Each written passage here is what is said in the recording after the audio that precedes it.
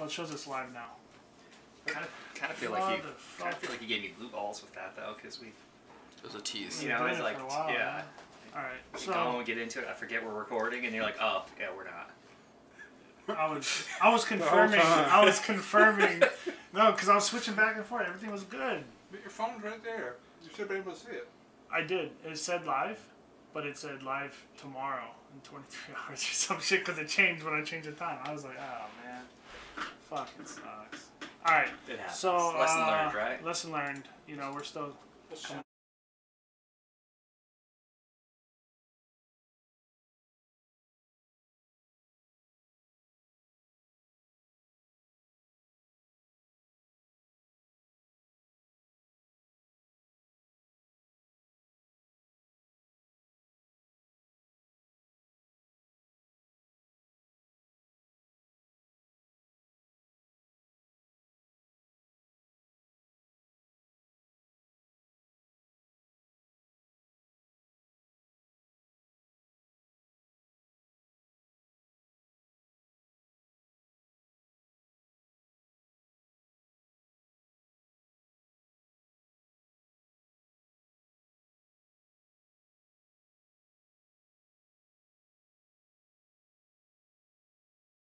Well, we got Charlie, Brad, everybody here. Topic is big data.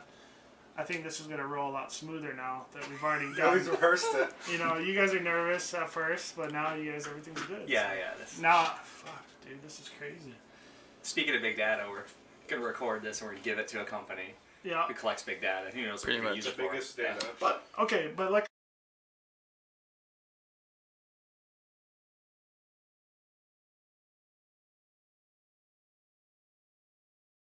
There's two different definitions. Well, there was the old definition. There's new definition. So, according to Wikipedia, you know, if we can trust that. Yeah. So big data just used to mean data. Speaking of big data, that was so big we couldn't we couldn't record it. We couldn't analyze it. Yeah. You know, because we work in IT. These three of us work in IT. And you know, it gets to a point where there's just so much data, we don't really have easy ways of dealing with it. We don't know how. No one's figured out how to look at that and query it and answer questions. So probably like 10 years ago, that's all big data meant. Yeah. It just meant we've got a huge amount. We got all this data. We don't know what to do with it. It was the type of structure we're gonna.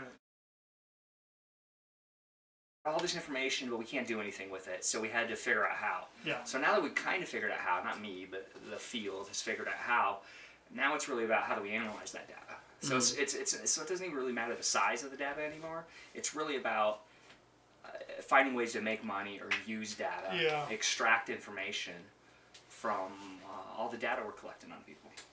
Okay, so apparently on our side we keep losing audio, and I'm not sure why. So we got people in the chat right now live.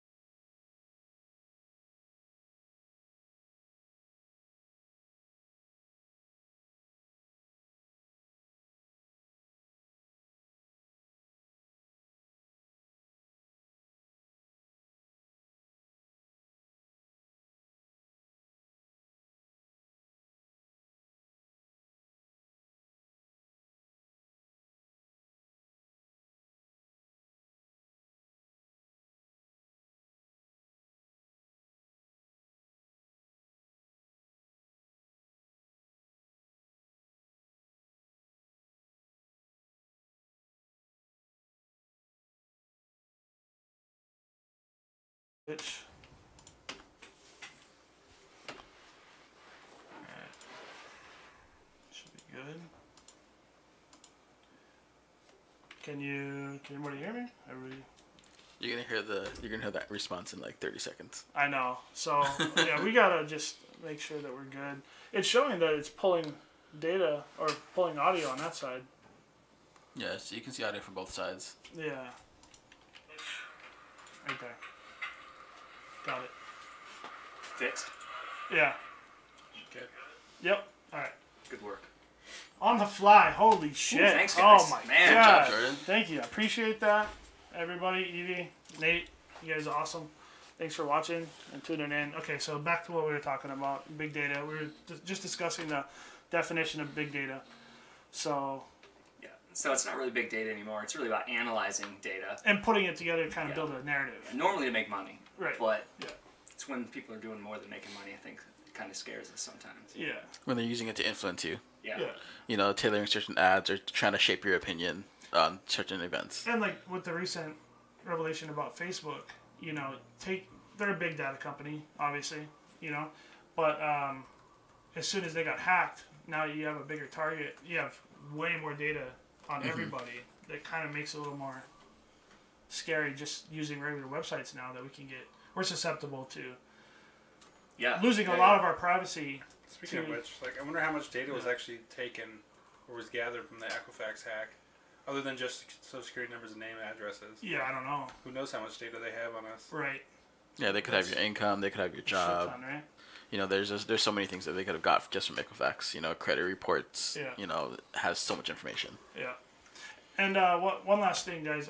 So if you guys didn't hear the audio on my side with the introductions, I'm joined here with Bo, Charlie, and Brad.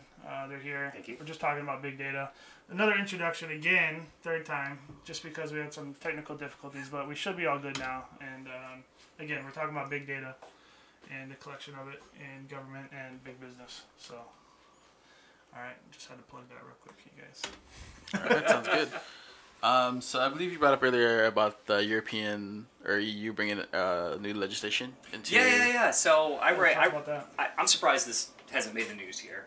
I was Redditing, probably trying to go to sleep, and I ran into the EU General Data Protection Regulation, which it seems like people are just calling GDPR. Okay. So this was approved in 2016, April 14th, 2016. It becomes effective May 25th, right around the corner. So the big flick on this is that companies have to get consent before collecting any data from users. Okay. And that doesn't mean they have to click a checkbox. Implied consent's okay. So if you're ordering something and they ask for your address so they can ship it to you, that's fine. That's implied.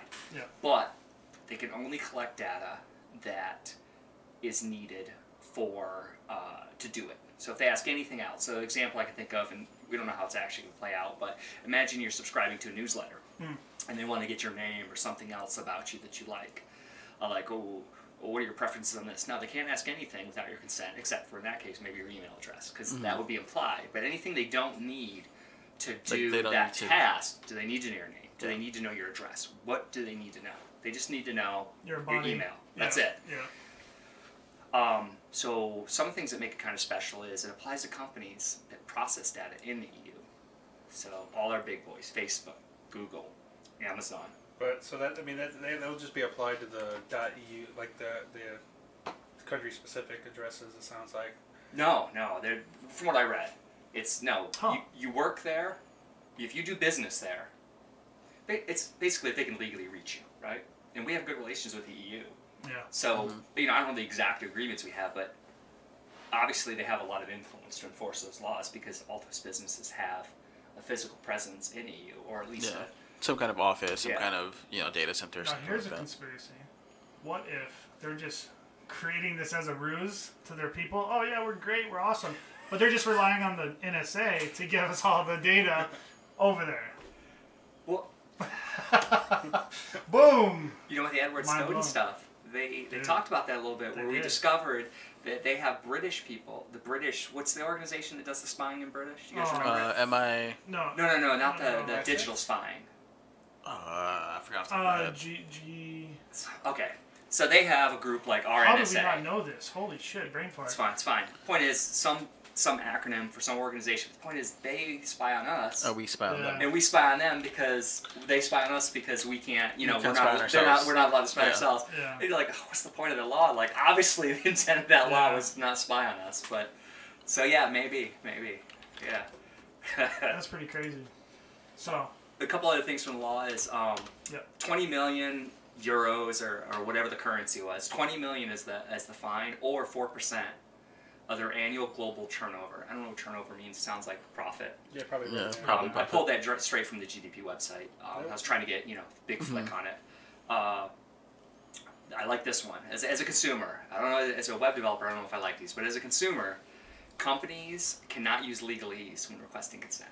That's in the law. I love that. Have to use plain language. I love that. Breach notification is mandatory in all member states. So I guess this wouldn't apply to states that aren't. to the Yeah. states this one wasn't, but within 72 hours. Companies must provide. I don't think this is a new law for them, but it's still a great law. Companies must provide a copy of collected data free of charge, Gotcha. and you can transfer that data. So I don't know if you've ever done one of those things where they get a hold of your data, and you can't get out of that platform. So I wonder if this applies. Like if I'm on Google and I got X amount of data in some application or some product, and I want to get that out and switch to a competitor. It sounds like that's what that was designed for, is so that you're not beholden to a company. They have to They let can't your hold data you hostage, out, pretty much. and then you can transfer that to a competitor. But I'm not sure what the intent was. Right to be forgotten. That's huge. So they're required to erase data if it's no longer needed, or you withdraw consent. So if you say I don't want you to collect my data anymore, then They have to delete it. And obviously it's a new law. I'll have to see how it plays out in the courts, and especially how it affects us here. Yeah. But that seems to be like the bar. And is that what's coming here? Is that the Yeah. future for the states, or no? We're obviously not. Our laws are not identical to Europe, but we're the West. We have similar value systems. Sure. And with what we see about how people were pissed off with geoanalytics and Facebook, is this the start of regulating the internet? Because the internet's the Wild West right now.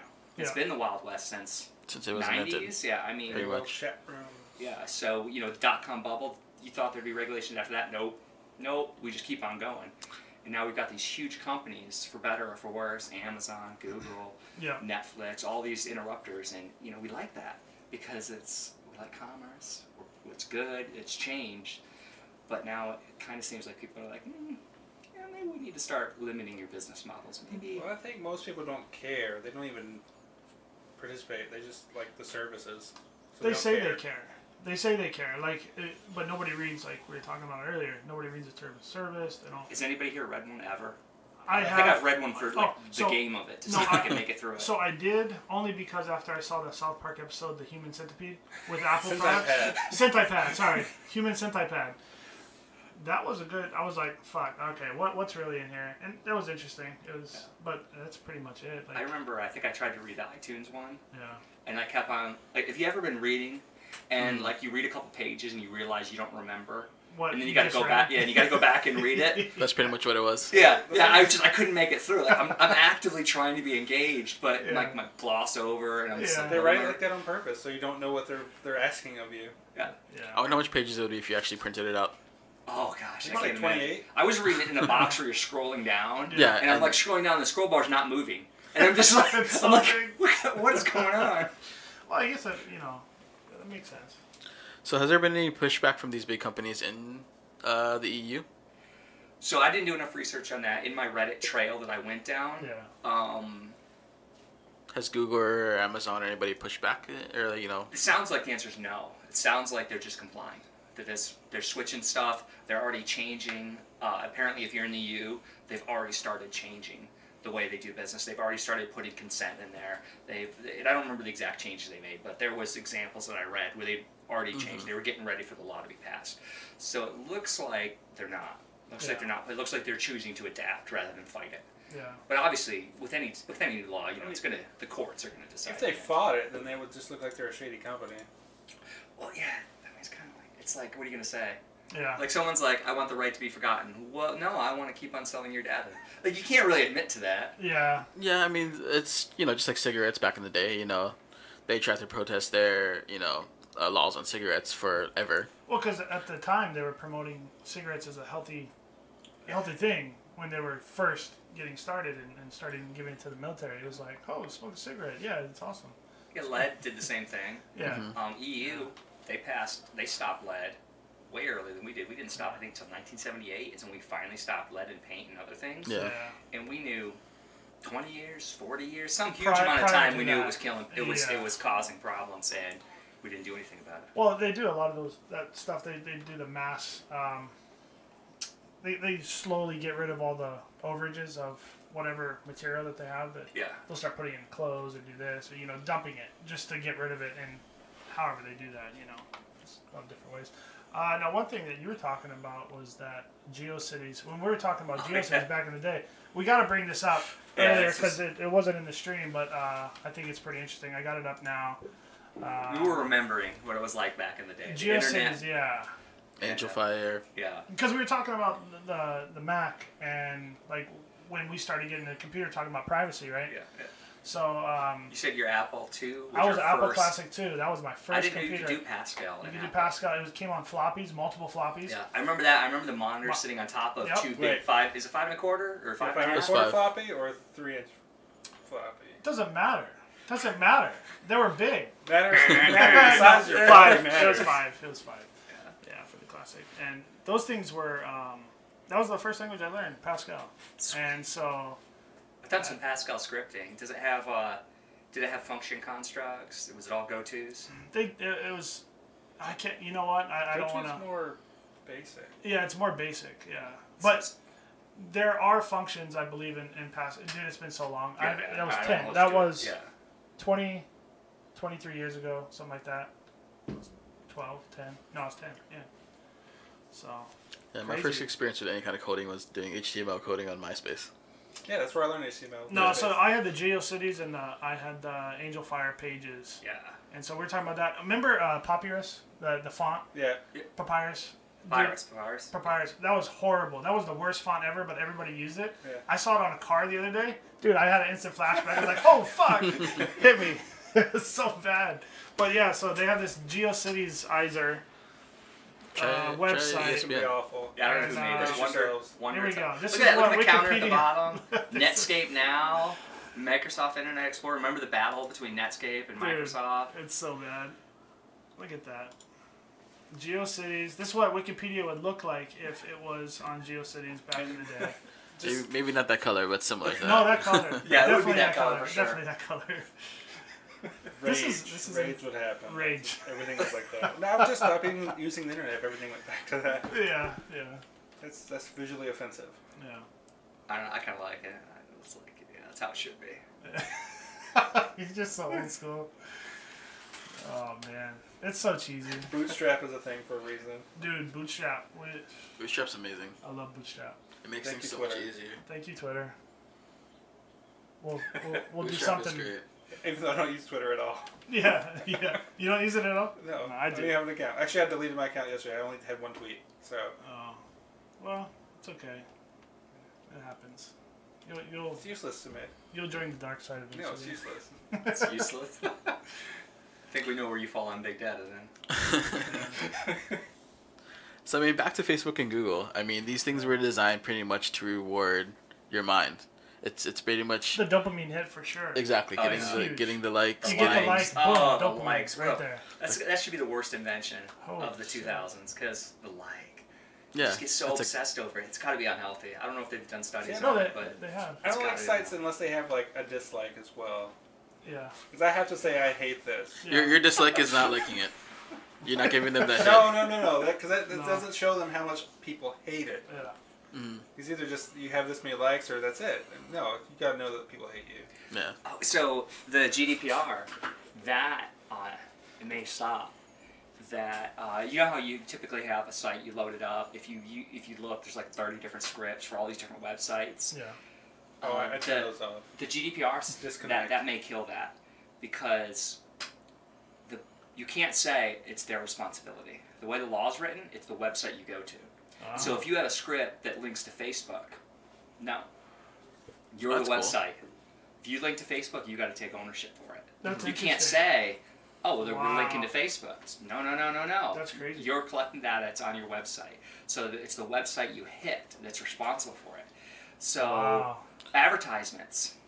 You can do advertising, but you got to host it on your server. Right. You can't just have a website where the standard So, script you put yeah. in and you don't know what it's loading. That's Right. not allowed anymore. Google advertisements. So I guess Google changed their advertisements. I don't know exactly what they did for the what's the side advertisements called on Google. I don't remember off the top of my head. Oh, you mean like the? What do you mean the side advertisements? That's their main thing that they've been selling forever. When you search on Google on the side, the advertisements, it's the related yeah. searches, Yeah, they're like yeah. super cheap. They're like Yeah, 10 cents. yeah. That stuff's going to be. They've already changed it. I don't know the exact changes they made, but they're already adopting to the policy because you have to own it. Yeah.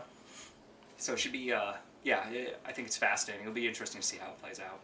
Yeah, I mean, but just that being designed, and especially doing this to kids that are younger, they're getting introduced to these things when they're 10, 11, 12, that, that dopamine high, of doing that. Yeah. How hard is it going to be for them to stop using social media when they're 30, when they're 20? Well, I mean, if you even take us, for instance, like our generation, there's still people that have a hard time putting it down when they're at a dinner table. Yeah. Oh yeah. And that's the Yeah. worst, man. Like, Yeah. that's the worst. Like, nobody's communicating. Like, Everybody's... we're right here. We're having real. Yeah. No, I shouldn't say real. It's online's real. It is but, real. But But I think the there's room this should take barrier. precedence. Like I'm looking right at you. I agree. Yeah. That's got to win over a screen that's like 2 inches by 3 inches. Yeah. And I think people are, like, zoned into here, and it's hard for us. And that's part of another reason why I started this podcast, too, is I wanted to be able to articulate myself a little better. Be able to... Because we're programmers. A lot of us, we're already, like, in the computer zoned in. I don't want to do that with my phone. I want to still have a real conversation with people that are interesting and talk about interesting topics. So this is one of the reasons why, another reason I started this is to kind of break me out of that whole, zoned out at dinner. Because I was the guy with the phone too, looking down, and I hated it. When I realized what I was doing, I was like, fuck, dude, I'm losing part of myself in the phone every time I go out to dinner. That should be a time to refresh. Yeah. Talk to people and have a good time rather than looking down and seeing if the person at the table liked your stuff. It doesn't matter. Well, not only that, but just even when you're by yourself. I mean, how many times are you behind someone at a stoplight and they're not going because they're looking at their phone?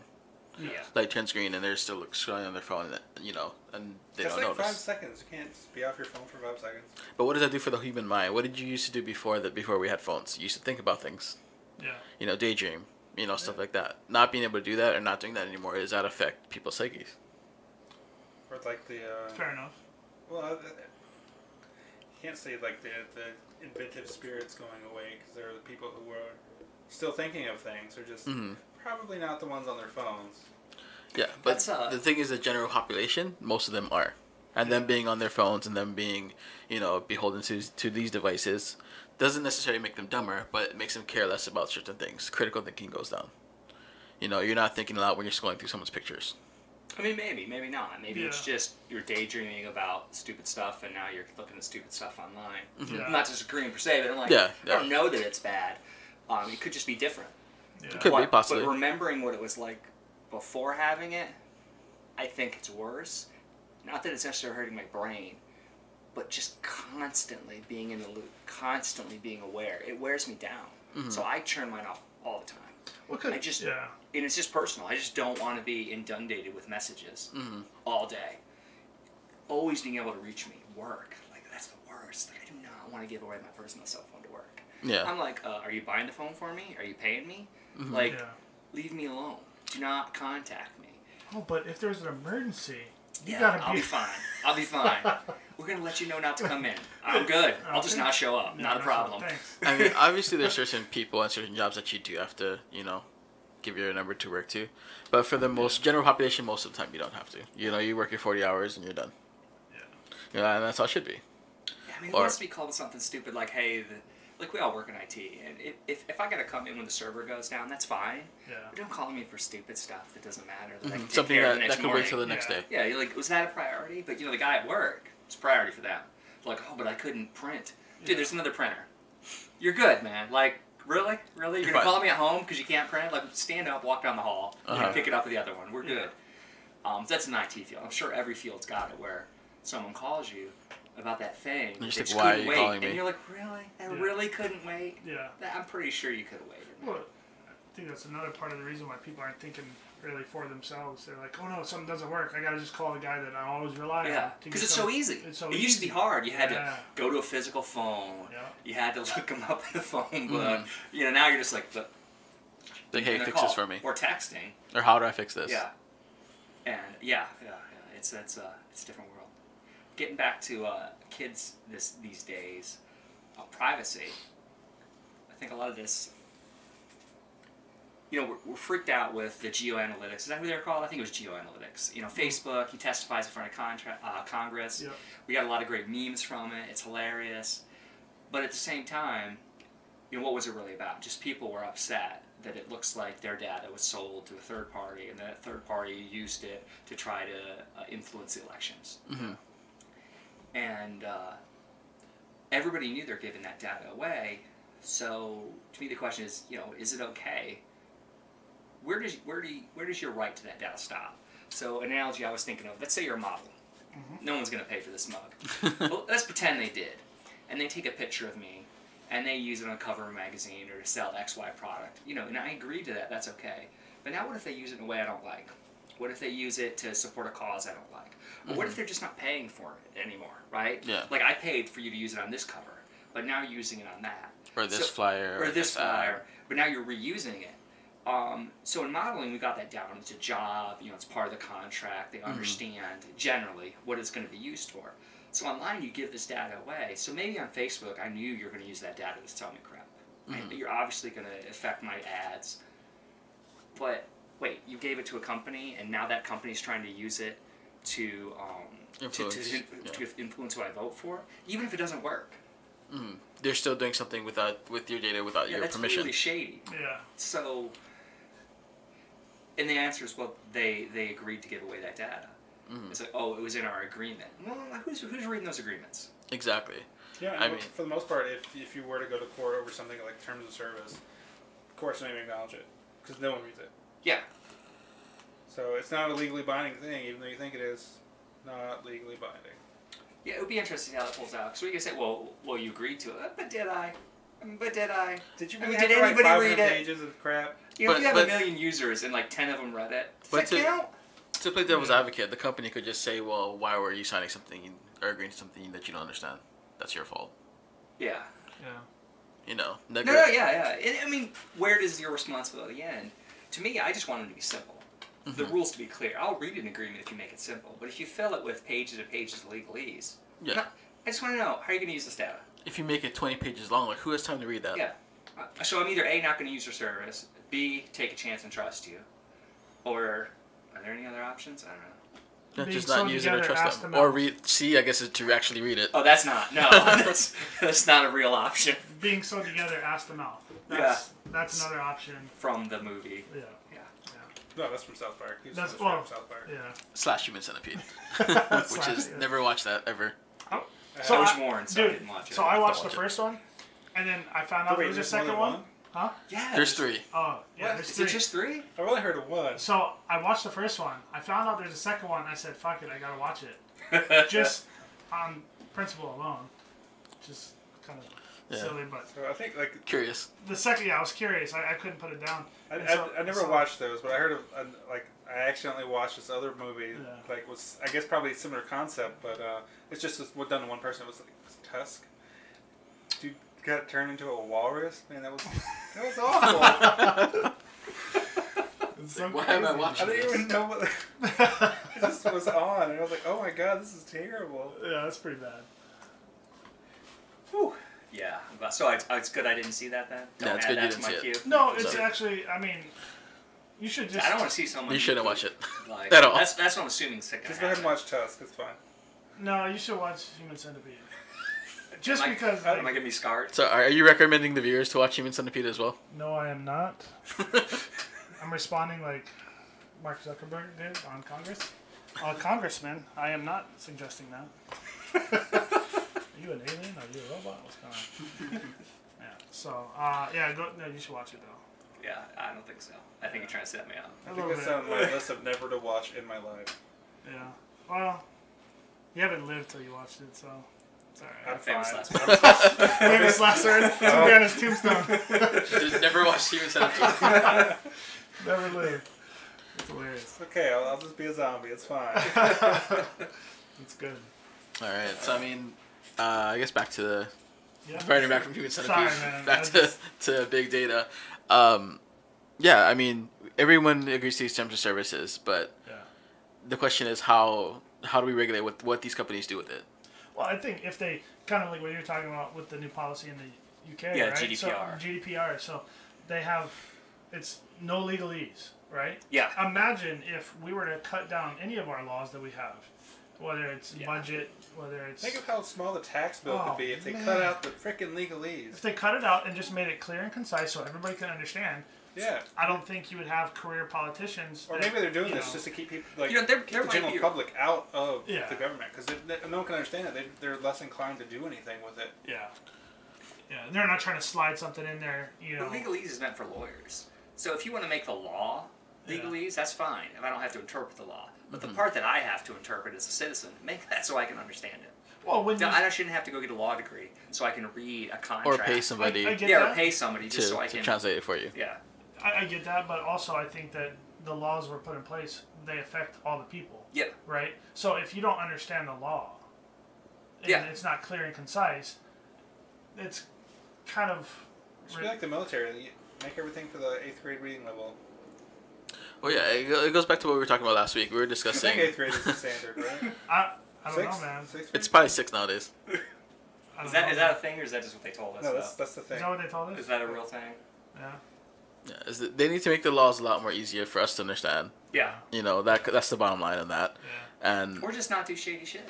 Yeah. Just How don't about do that? shady shit. Why do I gotta worry about it? Yeah, that's a good point, yeah. but because of free enterprise and because of capitalism, you I know, don't think everyone's it's out about- for I don't think profit. it's about capitalism. It's the though. government. It shouldn't be about capitalism. Yeah. Well, the It's the company, government. the companies that you know we're talking about are in it for profit.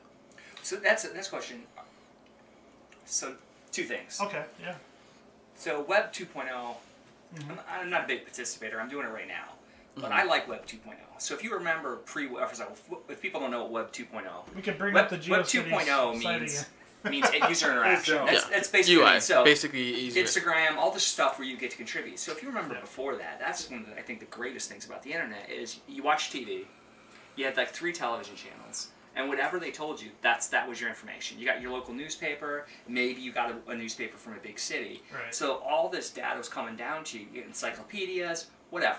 You didn't have access to information, and you couldn't participate. Yeah. You had to go to the powers who be. Now, some of that's good because they're experts. They probably know what they're talking about, but that's not always the case. And you felt helpless, like you're just you're not a participant. You're just along for the ride. Yeah. So Web 2.0 comes along, and now all of a sudden you're like, you know, I can just edit that. Yeah. Like some people still don't know. You can pull up Wikipedia right now, just edit it. Yeah. If it's not a Yeah. protected page, you just change it. Oh, that's wrong. Yeah. I'm gonna change it. Yeah. And discussion boards, all this stuff where you get to be part of it, and you get, to me, that's huge. That's the beautiful thing about the internet, where Yeah. instead of being a consumer, you get to participate in it. Yeah, And I I think mean, that's great. and obviously for that us. brings about a bunch of different pros and cons. And on the big but- data standpoint, Yeah. they're doing that through advertisements. Mm-hmm. So I do worry, if GDPR goes too far and it hurts business models, Yeah. what if you have to pay for every website? How are we going to get these big, powerful websites? And I hate advertisements, so I'm not 100% against it. But advertisement works. People like that. Oh, just annoy me, but it's free. I mean, it's not Yeah. free. You got to deal with the advertisement. It's annoying. There is a cost. Ad But it's blockers not- a thing. It's not. Oh yeah. I mean, how many people pay for the free version of like the Candy Crush or something like that versus the paid version just because they don't want to? Yeah. They're down with dealing with the ads every 5 minutes. Just because they don't want to spend the $1.99. You'd spend the $1.99. I wouldn't play it anyway. Oh. No, would I? But just as general. Candy Crush is awesome. But if it's Any 3-in-a-row game is incredible. Like, Yeah. it's all do rip that off- stuff before you go to it's bed. You're just like all next rip off level, of Bejeweled. next level. Yeah. all the rip off of Bejeweled. Yeah. That's it. Okay. Well, Oh, they work on me, man. Those Well, games are great. eventually you guys will be playing my game once it's. Your, dude. Tell us about your puzzle game. game? Oh man, I can't really discuss it yet, but we are filming a commercial coming out next week. Oh, right on. We're gonna be doing Right. it for one of the big ones. It's a local game here in Hawaii, so. Oh, let's get. Okay, remember that game also the AI programming thing I did? Uh-huh. I was telling you about. Yeah. Just gave me an idea. I just make this horror game. You gotta avoid this thing. It just randomly shows up. It'd be great. There you go. Oh yeah, that's right. Yeah, it just showed up out of nowhere, and you're like, ah, fuck. Scared me. All right, so I made it. I got another big data topic for you. Okay, go ahead. See what you guys know. See what you guys think about this. So, one of the things that bothered me about big data when I first started doing web development, I know how the internet works pretty well. I mean, I understand routers. I understand the TCP/IP protocol. I understand HTTP. You know, you're a web developer. You know how this crap works. Yeah. So I'm more than just a passive consumer. I'm like, Sure. how are they tracking me? Like, I don't get it. You know the background. You Yeah, know, I'm like, you it know. shouldn't be possible. I didn't sign in. My IP address is changing all the time. You're deleting your cookies. Yeah, like well, the common term for it is super cookies. So how much you guys know about it? It's just there's a lot of different types of super cookies. That's why I use DuckDuckGo browser, and I use a lot of Is that different Chinese? No. Okay, so this is how super Maybe. cookies work. Okay. There's a lot of different types of super cookies, but the basic idea is tracking anybody other than a regular cookie. Yeah. So cookies, your browser, all it is, it's a text file or in memory on your computer, stores a little bit of data. So a web developer, they can store whatever they want. Yeah. But what they typically store is some ID to uniquely identify you. Yeah. Now that in and of itself is not too bad, but what if they now pass that ID off to a partner network? Yeah. And then that partner network, what if they can get access to that cookie? Well, normally they can't get access to that cookie, so they got to pass it behind the scenes. And there's some complicated stuff that goes there, but they're trying to track it from site to site to site. Wow, super cookies are fun. There's a lot of different ways of doing them. Back in the day of Flash, people, they'd use Flash and they'd store data in Flash to identify you. Another one that's common nowadays is fingerprinting, browser fingerprinting, and they do it using JavaScript. So with JavaScript, you have access to the fonts that are on the computer. Yeah, you have access. Screen resolution, what else? The operating system, list of installed fonts, browser plugins. Another really creative one they do is the canvas element. They draw something to the canvas element, and then after they draw something to the canvas element, they read it back and hash it. Yeah. And since different video cards in different processors will draw it a different way, that's another way to get a uniquely identifier. So they add all these things together, and it turns out, even just browsing with a regular browser, you're pretty unique. Yeah. Like, they know where you're coming from, so that cuts you down right there. Yep. And then after the list of fonts, so now they can fingerprint that browser, and then they can track all the different sites you go to and build up this profile. So you go to one website, okay, fine, they don't know who you are, but they're tracking your computer. Now you go log in at some other website that's participating in their network, And now all log of a in. sudden they know Yeah. who you are. Yeah. And if they're giving away that data, and we don't know what their agreements are, but if they put away your name, your address, now they know who you are. Yeah. Well, I've noticed that a lot of, I think a lot of companies use those super cookies. You can pull that closer if you want. Yeah. Yeah, you're fine. Better? Yeah, and a lot of companies use that because you'll do a search on Google, for instance. Yeah. Right, and then obviously Google AdSense. Every website. AdSense, by the way. Thank you. Yeah, That's so what that's called. Evie in the chat, she great. brought that topic up, so I guess we'll decide to talk about that. But you get AdSense, right? So they're everywhere. Google's everywhere. You do a Google search, and now every advertisement on every website that you go to is now kind of focused on whatever you did your last search on. I bought some Alpha Brain over here, and I was looking up some other thing on it. I went to a different website, and all of a sudden, all the websites said, "Oh, on it." I was like, "Fuck, dude." So it works in the same way, but right there, that's big data being used. Well, not to mention target now other- Windows 10, they have a unique advertising ID that's built into Windows 10. Yeah. I can't heard get about away that. from that. Tell me more. Yeah. Talk Well, about it. okay, so like you have the Windows Store there, right? Yeah. Right. So Yeah. Oh, yeah. and then like every now and then it'll update, and you get Cortana. Yeah. Even if you disable it, because it happens to me. Like, It just every other re-enables. month. You can't keep it up. Yeah. Like, Right. she's coming She's like, back. I'm back. Oh, yeah. She's like Terminator. Go away, Cortana. You're useless. How can I help you today? You can't. We can't. But Fuck Microsoft off. has an advertising ID built into Windows 10, and that's one of those things that gets shared. So is that unique to your computer, your login? Like, how much do they track? Do they Depends associate on that if- with your ID? Depends on if you actually use your Windows account to log into your computer. So if you're buying stuff through your Windows account, then they now know they got your credit card, Yeah. got your name, and they know everything you It's buy. so convenient, right? I mean, I gotta say, I kind of trust Microsoft a little bit because their business model Yeah. is to charge. Well, I mean, See, I'm more scared of Google because their business This model model is is to free. use my data. Yeah. I know how Microsoft's making. I'm not saying they're not gonna do something creepy, well, but I know how no, Microsoft's if making money. Microsoft's trying to transition to that to Windows as a service, So- not like you pay your $100 for Yeah. Windows. and No, it's yeah, yours. yeah. But I'm They're hoping moving they'll to- charge it's me for a free. year. Yeah. Because if they go to an advertising model or something like that, I'm gonna hate that. Because I just want to pay. Just if you want $100 a year, whatever. I'll give you the money. Just don't. I'd fucking Like, go because to- on my desktop, that's like the only safe place I Right? still have. I'm on my phone, they got me. I'm on Google, they got me. Yeah. The only safe place I have is my local machine. Yeah. And But it's not air gap, so. no, stick on a phone. You want to install an ad blocker on a phone. Can you do that? You got to root it, Yeah. Yeah. right? With Windows Store, you can't control those apps. That's why I don't like them. I'm like, it's a computer. It's not a cell phone. I want to have control over my computer. Yeah. You install a Windows app, you don't have control over that. You can't do anything with it. So I'm like, they're trying to turn my computer into a cell phone, which I guess is fine because it makes it easier. Yeah. But I hate it Yeah. because it's that lack of control. Like as a programmer, I think Yeah. I'm not alone. You want to be in control of your computer. Yeah. And You when know I- the things you can do, so Yeah, you know But you what also can do, as a programmer, it's also enticing to have something that's portable to many yeah. devices. Like sharing Wi-Fi passwords with your friends without having to. I'd say Netflix passwords. Uh, I don't do that, of course not. No. HBO. Yeah. Didn't HBO? Who was the guy that did that? Where Yeah, he did no, it right no. live during the. No, so HBO, they said we don't really care about that because I mean, they care, but they don't care. They're not. Yeah. They're like, we're gonna make our money. We're gonna be. They're smart. They're trying to be someone's gonna pay friendly. for it, Yeah, right? Someone's paying for it. someone's paying for it and they don't mind it too much. It's like at least their content's getting out there and you're gonna get more subscribers anyways because everything like with Game of Thrones, Yeah. right? It got leaked onto the internet the last season. Everybody was going to, but they didn't lose any subscribers. Well, I think they're smart enough not to play that war. Like they're trying to make money, but they don't want to piss off the customers. Like Metallica, So obviously they want people Like to pay Metallica. for it, but they're not going to. Yeah. Yeah, exactly. like- Yeah, like- no, that's a good point. Yeah, You got a bunch of kids who can't afford to buy your music and they steal it. That's not the battle you want to fight. Right. yeah, Like, Like they don't make Like- money off CDs anyway. yeah. well, maybe they do. They don't. When they eventually, they didn't own They make their money off music. concerts. Yeah, they didn't. They Is didn't own a lot Metallica of their. They didn't own a lot of the music. Now they do. Oh. Now they do.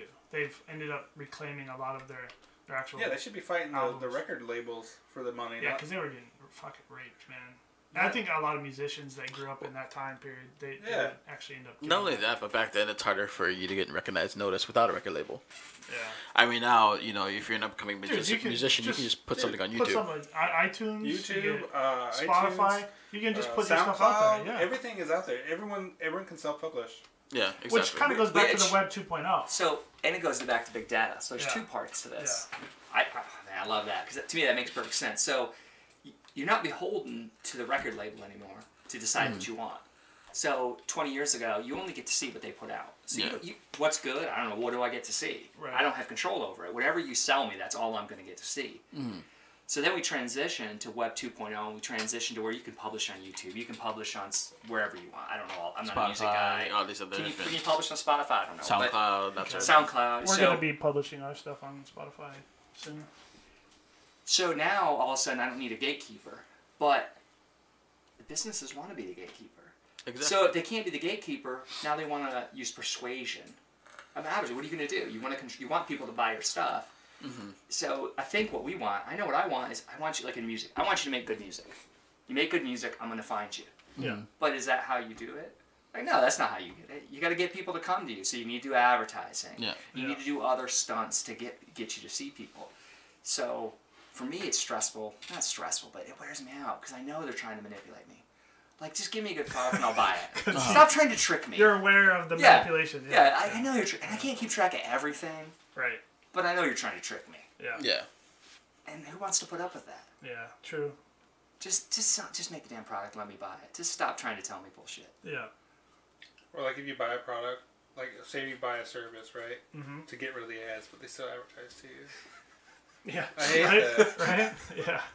So I mean, there's definitely pros and cons. I mean, back earlier, like I said, I guess back in the day, you didn't have control over what you consumed. It was like, here, you're gonna watch these shows, you're gonna listen to this music. You didn't even know what the shows were. You just It's like, hey, it's on what's TV. going on. I'm gonna It's watch. on Yeah. Yeah. I can't watch it later too. I gotta watch it when it comes on. Yeah. There's Not- no not DVR. on my schedule. Fuck that. Yeah. No, TiVo no. did not exist. VCR maybe. Maybe I can yeah, VCR. it. Yeah, for sure.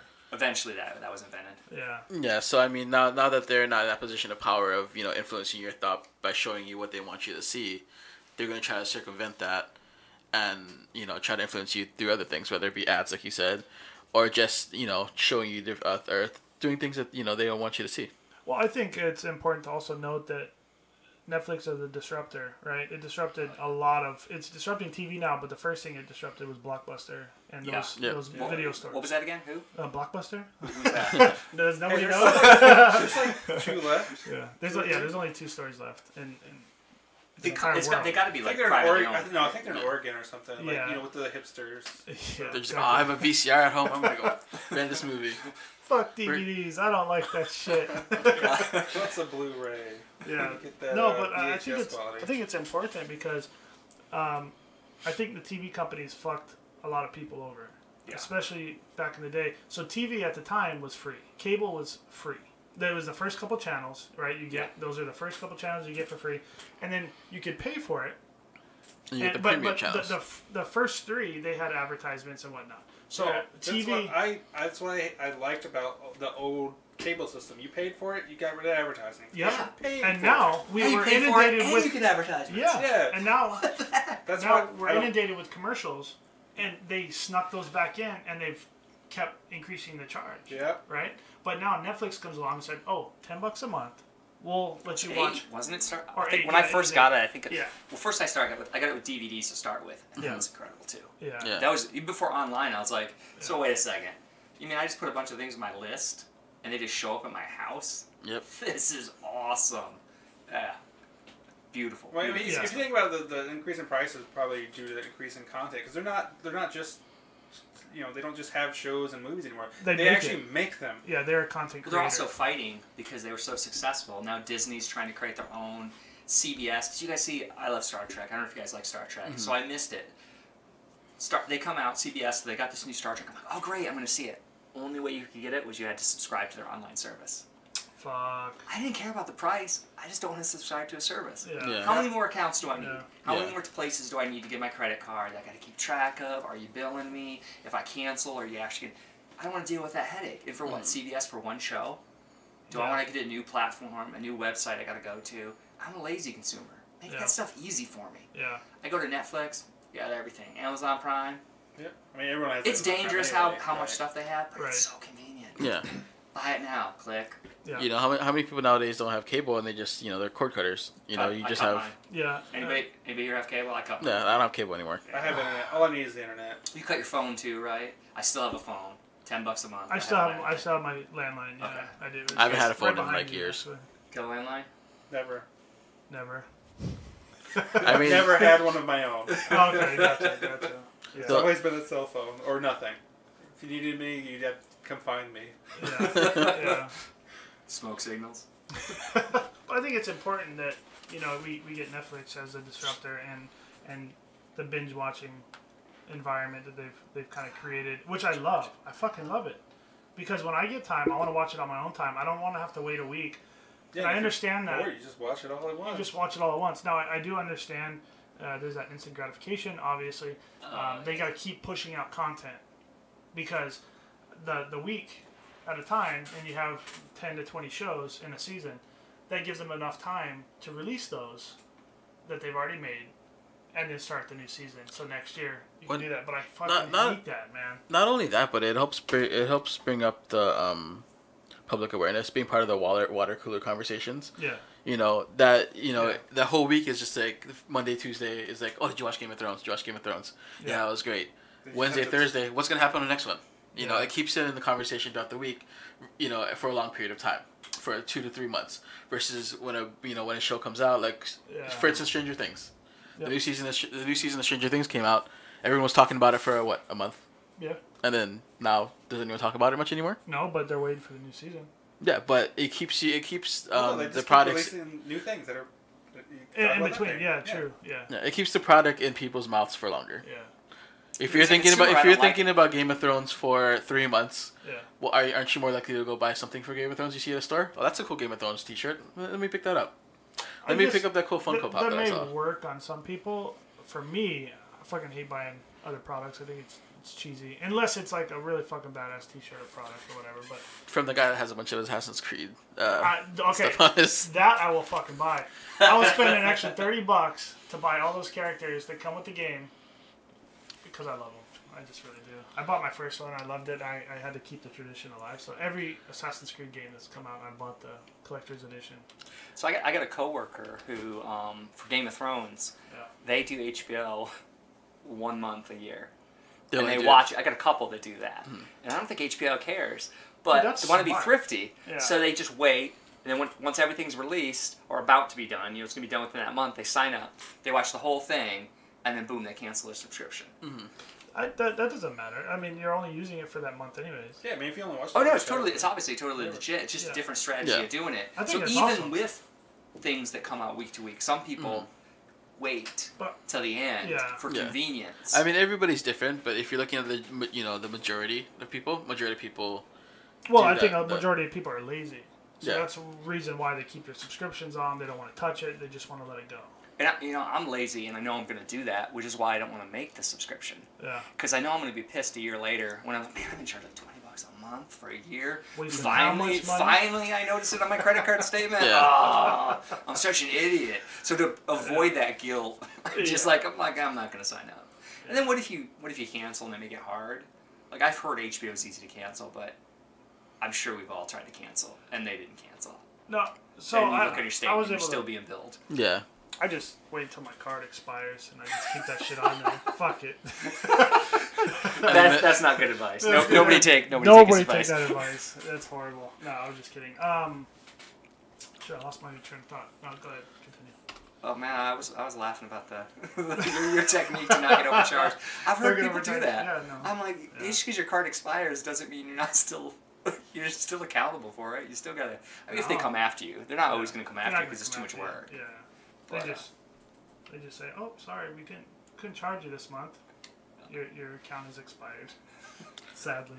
But I mean, back to where we were before. Back to like Web 2.0. Yeah, being with people being able to interact with their media. I think that also has a con just because more people are focused on stuff their friends make rather than what's actually happening in the world. Yeah. People are more looking at other people's Instagrams, other people's Snapchats than what happened with the chemical attacks in Syria. You're throwing some fake news too. If you're looking at your Facebook news feed and you're trusting that because it came from your brother or your neighbor, your friend, they're probably not very trustworthy. They're probably not, but you're gonna trust them. But you're gonna trust them because you know them. Yeah. Well, they're not experts at this stuff. Not only that, but we were talking about earlier about the echo chamber. If you're stuck in this cycle of hearing the same things, same thoughts over and over again with no, you start to believe it. With no opposite viewpoint, that's just not good for you. Hashtag Fox News. And that's any news, honestly. Yeah, no, any news. It's all run by I think 3 companies anyway. So Conan O'Brien, he released this stuff. He released this thing. It was obviously they get all their stuff from AP, or majority of their stuff, right? But their scripts. It was hilarious to watch. He just went through every local news station, and they said the same thing. Oh, you can buy yourself 2, 5, 10 gifts. Oh, you can indulge yourself or whatever. Same script. Fucking word for word. And that's not... Well, that's the thing they do. Even if they present, like, there's a local media source, it's still owned by a parent corporation somewhere. Yep. And there are video feeds that they have to run from the parent corporation. Yep. And we can blame the web for that. Yeah. Because newspapers and local media has been crushed by... Why do I need my local newspaper? I'm just going to Google it. Or I'm just going to go to, HollywoodAdvertiser.com. Yeah. I don't need to... So how can you sustain a business model where you pay expert reporters to do this local reporting when all we're like is like, no, it's okay, I can just read about the Kardashians. I don't wait too hard on it, but like there's so much stuff out there to consume. And I think you need to hear about the local stories, but that's not exciting. Yeah. I don't want to hear about how the mayor screwed up the budget. No. Give me a Donald Trump quote. That's what I want to hear. Some crazy ass like Covfefe or something. How long can you talk about Covfefe? And I could spend 15 minutes watching that. Yeah. Complete garbage. Does not matter. Yeah. So I mean, but the pro of Web 2.0 is you have different viewpoints as well. So if you search for it and you can find the people that are actually presenting the true things, their true news, I guess if you want to say, without a agenda. Obviously we all know certain companies have agendas. Fox. Right. Well, you also have the people who are like Instagramming, Snapchatting, all this stuff that's happening right there at the source. So you get more live, up to date information from the source rather than it being doctored and handed to you. Like, this is what we want you to think about this. Yeah. Just imagine if there was Twitter when JFK got assassinated. Oh yeah. Well, no, that's fair Yeah. enough. Fair enough. But I think that also, it's cool that we can actually get like somebody can be on Twitter, live tweeting about some bombing in Egypt or whatever. You know what I mean? Well, and you can get it and update it. And somebody, about the, everybody's a journalist. The ballistic missile alert. First I place. survived. Oh, First, dude, First place. first we place found I looked. First place I looked was Twitter. that was our what's going third on. episode. We talked about that. Yeah. And it was pretty crazy. Yeah, sorry. Yeah, but yeah, I mean, like, No, really, good. Twitter. That's our. I was That's actually- that's our official notification from Congressman. What's her name? Tulsi Gabbard. Tell- Tulsi. Yeah, thank you, Was Tulsi it? Gabbard. Yeah. She's She's congressman, right? awesome. She's not senator. Yeah, Yeah, she's she's congressman. badass, dude. I fucking love District. her. And she was the one that was District like, "Fuck that! Like, what are you talking about? This is Yeah. ballistic." And before the service had anything in place to, provide us anything. Which is a whole other thing. But Oh, it's did you ever- amazing that Did you ever Twitter see their did that. layout that they have for their program, their warning program? I saw pictures of the room. I think. The- Or, the web page. Yeah, that the was web page. great. Dude, Web I page. hit them up the Oh, day, yeah. a couple I days can after. make something better than that in like 5 Yeah, seconds. Please let me redo It's your like- it's such a website. Like, hyperlink. seriously, they just need a button and separate it out so you don't accidentally click a real one next to the Or fake even one. if you do, But we found out it doesn't matter because he thought it was real. yeah. So I guess bad user interface Yeah. didn't matter. I totally thought it was like Human it must be because you look at it and you're like, how do you know which one to click? It's It's really right next to centered. each other. They don't even do good naming conventions because you know Oh, the no. guy who wrote this. Yeah. All he did is just like some He didn't- he was database a piece of and they shit type that it didn't in give a and the fuck. page loads it in Yeah. order. Probably doesn't even sort it alphabetically. You know, Yeah. just this is garbage. And then the names aren't even consistent. It's Yeah. clearly like there's some procedure where some guy's just like, yeah, we'll just name it this and throw Yeah. it in there. Yeah. That's Yeah. hard coded. Yeah. Yeah. Oh, it's hard coded. Thanks, man. Yeah, it's hard coded. Sorry, can't do it. It's because they did it on They did it on SharePoint. Yeah. Yeah. But yeah, I mean, it's definitely pros and cons to Web 2.0. Web 2.0. Well, I think there's pros and cons of big data too. Yeah. We were talking about that a little bit. I mean, it's definitely all Like- related. I think a lot of people actually overlook Amazon as being part of this big data thing, like the whole Alexa thing. Yeah. And they have their AI robot collecting all your data all the time. Anything you even hover over on Amazon, it gets tracked. So I was talking to you about this. I was talking to you about it yesterday, I believe. Yeah. So Amazon hit me up for a job to do an Oh, yeah. interview. Yeah, Oh, they very said cool. Alexa told us that you're interested in working for Amazon. That's how they started the fucking email. I was like, really? Oh, shit. creepy. They said, Woo. was she right? Was she right? Would you like to have an interview or whatever? This. I was like, oh, dude, like, what if that was real? That's creepy. Like, what? I if- mean, I'm And sure you- I've said it and you said somewhere you in the have, house. like, I have like 8 4 Alexas in here Alexas in my somewhere. house. yeah. I'm sure I said it around the corner. And, I think- I mean, if I could get a job with Amazon by just talking randomly in my house, I would love that. I know. They know I'm a badass programmer. There you go. They just I know. think Amazon gets a free pass because they're just so good at what they do. They are. Like, it's got to be They are. bad, but it's cheap. They've got great customer service. I'm not saying we don't need to worry about them, Yeah. but they're just not high on my list. They're for the greater good. Yeah. Big data for the greater good.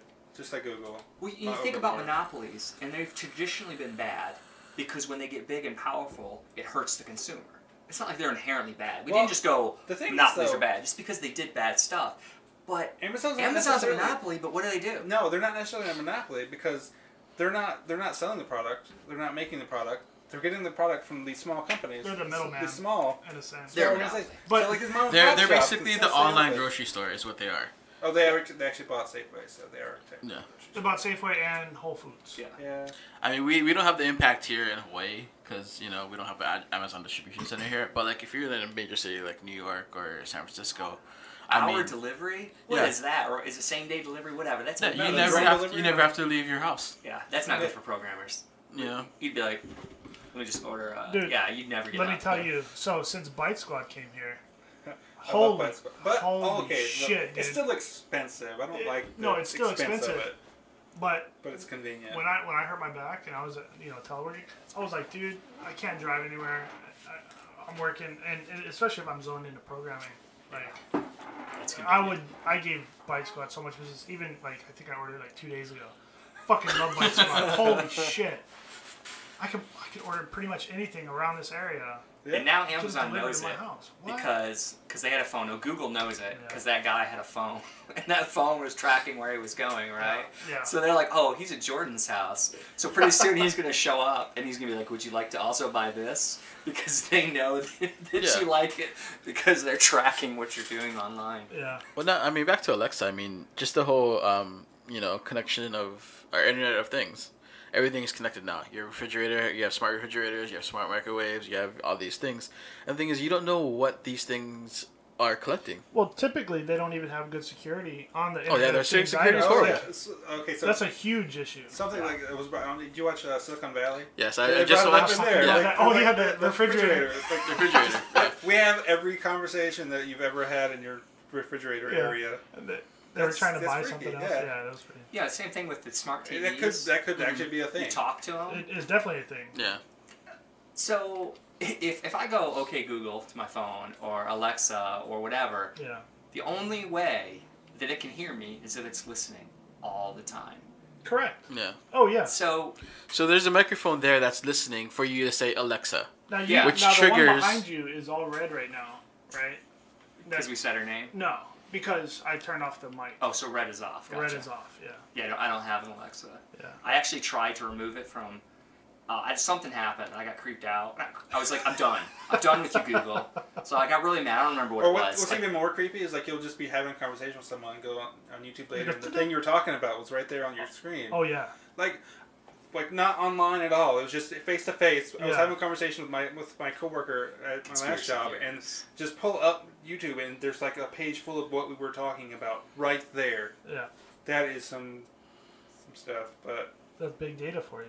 it's because clearly that shows our psyche.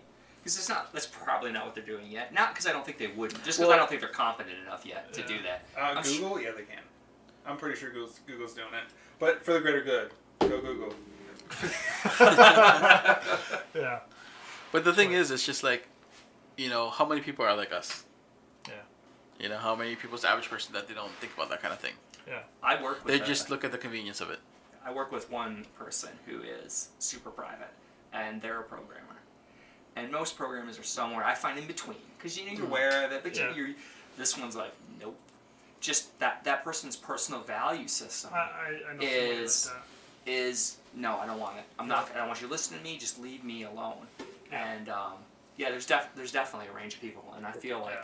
I'm afraid I'm turning into one of those curmudgeon-y, like get off my lawn, like stop Yeah. tracking me. like that. But Yeah. the general Thank you, pub- man. Yeah. The general public, Fucking doesn't kids. think like that. I'd say the majority of people don't think like that. Yeah. They're just like, oh, Alexa, I can just order whatever I want. I can just have her turn off my lights and stuff like that. Yeah. When in the meantime, they're just literally recording everything you say. Yep.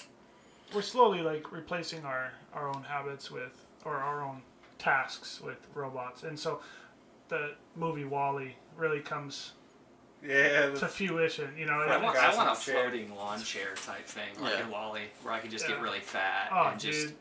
change Fuck my that. clothes by pushing a button. That'd be great. Well, red. I mean, red today. Boop. Yeah. Or blue or whatever. Yeah. everything's on social media, so I mean, you don't have to, go anywhere anymore. Yeah. You could have, you could be Skyping with somebody to talk to them. With the advent of VR, you may not even have to go to parties anymore. Yeah. Everyone's there in a VR headset, at their own house, Yeah, in your own There's thing. still a difference about going to like a part, like say, like for example, like a concert or something. That is completely and totally different than just being on your own. For us? The energy of the room brings a different element. No, to I it. hear That's that. I why- went to the Damian Marley Nas concert, and to have, because I'm a huge Bob Marley fan, but to have somebody who looks and sounds just like Bob Marley, like super scary resemblance as far as like their music styles goes, because some of the other Marleys branched off and did a little bit different, but I couldn't listen to radio after, because the Green was they played for him, they opened for him, and then Did I go to a Damian concert? Marley- Did I go to a concert with you? No, not that. I was one. at that concert. You were there? Yeah. Oh. Well, Anyways, it was such a good concert. I couldn't listen to radio Oh, for that's like great, 6 dude. months because the quality was just so shit on the radio, and you felt it in your soul, man. It just felt so good to really Yeah. listen to that music live. So you bring up a good point. I mean, yeah, and I agree with that. Like for us, Yeah. like it's for I guess the older generation, we're used to doing that kind of thing. But what about the kids growing up now? But there's a convenience too. Like people don't want to spend the money to go to the UFC event sometimes unless it's a really big one, right? Yeah. If UFC came to Hawaii, I'd go. yeah, I'd go. I'd spend that money. But every other UFC event, I like to watch it at the comfort of my own home. So there is that, but there's a balance. It's what you want to absorb in that kind of format. Well, that's why attendance in football has declined. People would rather instead of going to the stadium, fighting the traffic, paying for the overpriced concessions, I can just see everything on my TV and enjoy a pizza. Yeah, in 4K. In 4K. It's like you're there anyway. It's like I don't have to leave my house anymore. I can Skype with people I want to talk to. Yeah. Bite Squad delivers food for me. Yeah. Amazon delivers my groceries and my other stuff, and I can work remotely. Yeah. Why would I leave? Yeah, in IT, you really actually never have to leave your house. Yeah. And that's. Are we talking about good things or bad things? I'm losing track. I don't know if this is good or bad. 'Cause it sounded pretty good. Gray area. There's a gray area. But the thing is, if you live that kind of lifestyle, you lose your personal communication skills. Yeah. I mean, how are you gonna go find a girlfriend or a boyfriend? Internet. No, so they did a show on this. I think it was. I want to say it was Vice. Who needs a boyfriend or a girlfriend? I don't know if there's an app for that. No, there is an app for that. There's an app. Yeah, in Japan they have an app for it. They've created this game. It's a virtual girlfriend. Dark Web. It was on Dark Web. Thank you. It was on the TV show Dark Web. Great documentary series, but they were talking about this couple people that don't want to have relationships. They do, but they fell in love with their character that they're interacting with in the game. Yeah, that is hard for me to imagine. And it's a specific app targeted at I was like, oh, but this person talks to me every single day, says good things to me, and that's all it is. So it's a dopamine hit, but it's crazy. So I'm very disconnected. I see my kids play games. Yeah. And especially my oldest, he'll get into the storyline. And whenever I play a game, I'm like, what storyline? I'm just analyzing it, what's the tricks? Where's the loot? I'm just trying to figure out the rules of the game to beat it. Yeah. And I'll watch him play, and he's like, there's a story. I'm like, there's a story? Yeah. I didn't know games had a story. Games nowadays are... I can't get engaged to. Even Pac-Man has a story. Yeah. Even Pac-Man. No. Miss Pac-Man. Up, down, left, right. Yeah, especially the one on Sega. Yeah. It has a story. That Yeah, for good. sure. Yeah. That's just a break. They're going across the screen, and I'm getting ready for the next, Miss Pac-Man. I don't know. There's ghosts. It's so 80s now. Yeah. Get back to this timeline. Yeah. I mean... Living in the past, man. Games have definitely evolved in the last, 10 years. I mean, you went from basic, rudimentary games to, games having stories. I have played games with stories. Halo. I still Halo's get a into big them. one, Pretty much for me, I can't play a game unless it has a storyline. Yeah. That's what I play for. It's the story. Yeah. Yeah, it's a interactive medium. I'd rather sit there and play 20 hours of a game than watching 12 hours of a TV show. It's like being part of, say, for example, you're part of the movie. It's interactive. It's like bang for the buck on escape. games too is huge. What's You that? pay $50. Even at $50, you pay $50 for a game. Play that forever. I go to the movie theaters. What's that? It's like $50. 2 hours. Yeah. Plus, not if you have Movie Pass and Plus another food. subscription. Oh yeah. Well, still, if you could buy food, because that's part of it. Wait, they have movie. Take your kid Plus along, and they're subscription. like, Yeah, Movie Pass, they rolled it out here. Yeah. really? They roll out Movie Fest here? Yeah, Yeah, it's I didn't know Regal that. Regal Theaters. Oh shit! I didn't. But Oh. So actually, the new Olino, the new one over here in Capolay, though, that's not on the list That's yet. not- it Regal. is. Olino is it's not a Regal. or is it Regal It's or consolidated. maybe I it's thought. consolidated. I think But there is one in The- Kapolei. The Capolay Commons. The Couple of Commons is It's a not. Regal. It's not Yeah. on Movie Pass yet, but I have a friend who lives actually down the road, and he said he submitted it. No shit. Yeah, so it should be on the list soon. That's pretty cool.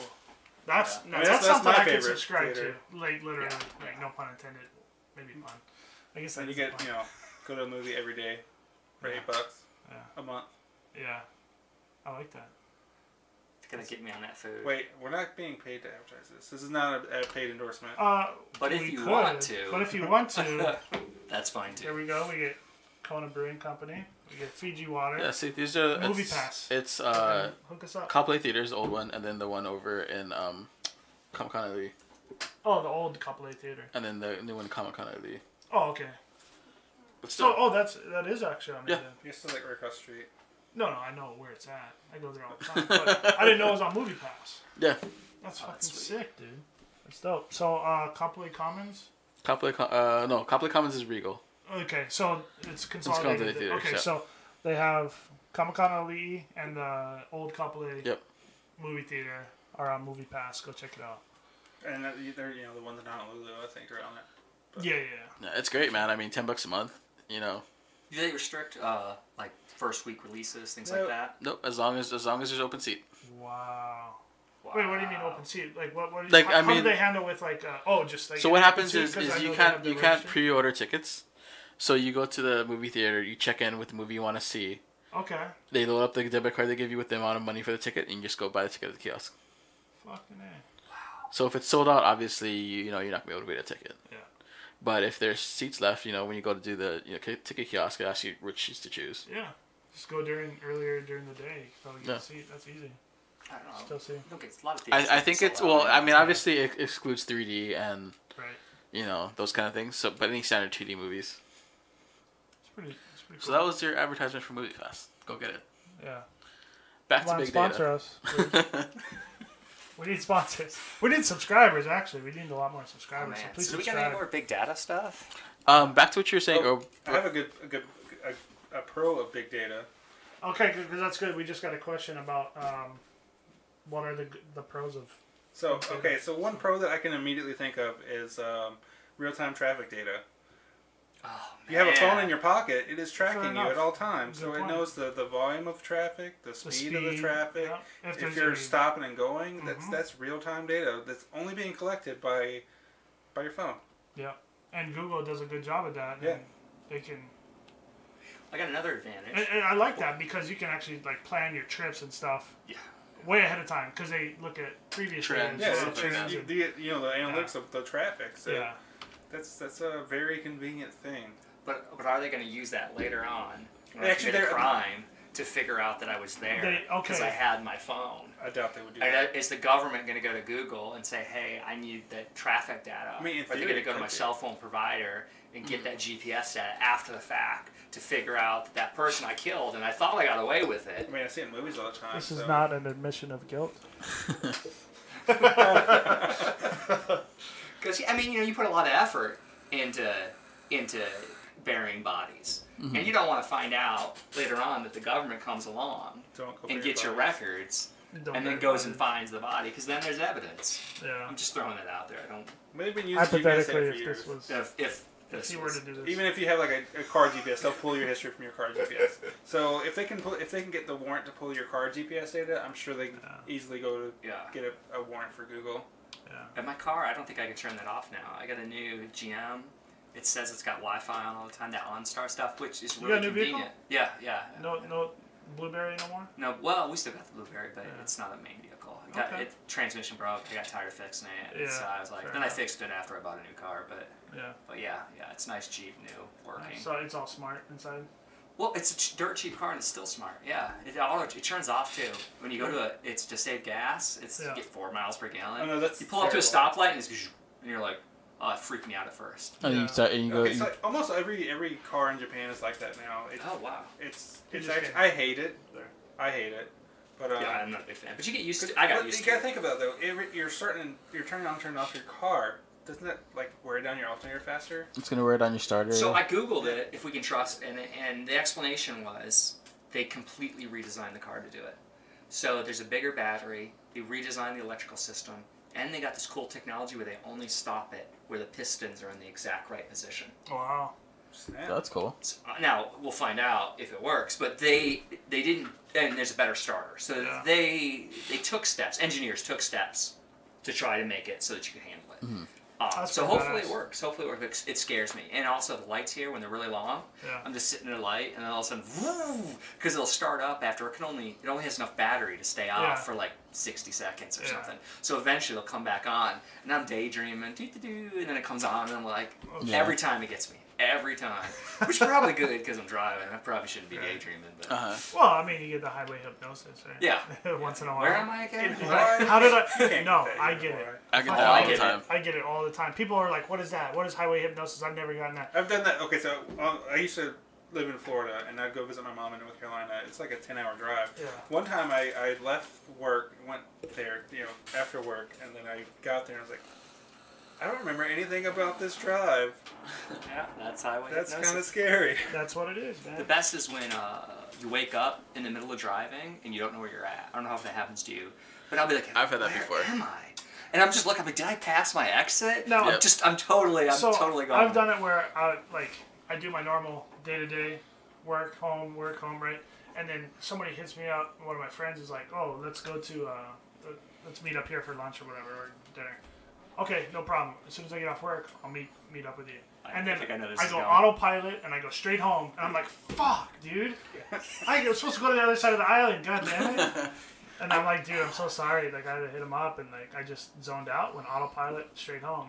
When I used to live in Virginia, I would regularly, there was a split in the road. One way's how I get to work and one way's how I would regularly drive and I take it like I'm going to work. No matter what it was, and it was really hard to correct. So when I did it, I'm like, oh, there goes like 30 minutes. Because once I got on 664, it was game over. I couldn't get back. Yeah, there's no way. All the time I would do Hours it. out of So life. I get to the point where like, I'd like get to the far left lane so that like I'd hope that I'd wake up as I'm trying to merge over. Hopefully eventually I'll be like, oh, I'm not supposed to merge. I'm not going this way. It may be because we're programmers that we get it more often sooner than most people, but you don't. You said you don't get it here in Hawaii. Here now. Really? I get it all the time. Well, it's probably because I'm still new and I'm still in awe of all the awesome mountains. I do get it less here because the traffic's heavier. You don't so you gotta be more focused. Yeah, you gotta because you don't want to hit people. So that's waking me up a lot. Oh, it's harder. But yeah, on the way here, I think I got it. Yeah. I was just autopilot. Oh, shit. exit 2. There it is. Yeah. I like that. Yeah, so that's a good pro.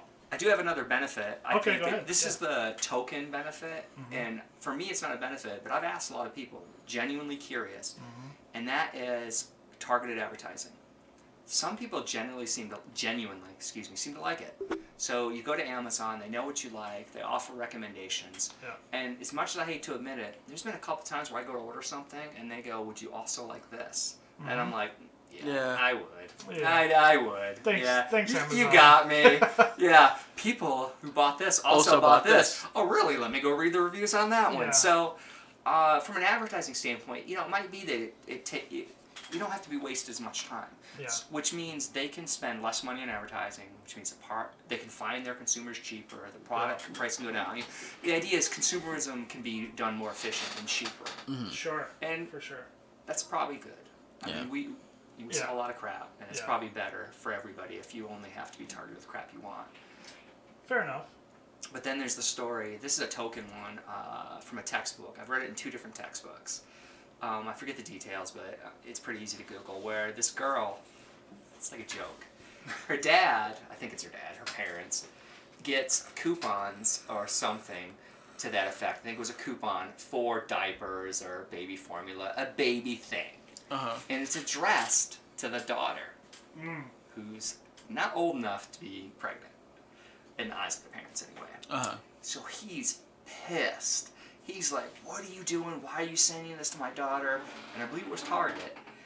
And Target had figured out that she was pregnant based on stuff she was buying, like prenatal vitamins and things like that. So because they track you with the cards, another big data thing. So they're tracking with the cards. They send this, and the daughter's gonna be like, "Oh no, I'm actually pregnant." So what a great way to have to tell your parents you're pregnant. Target tells you. Target tells you.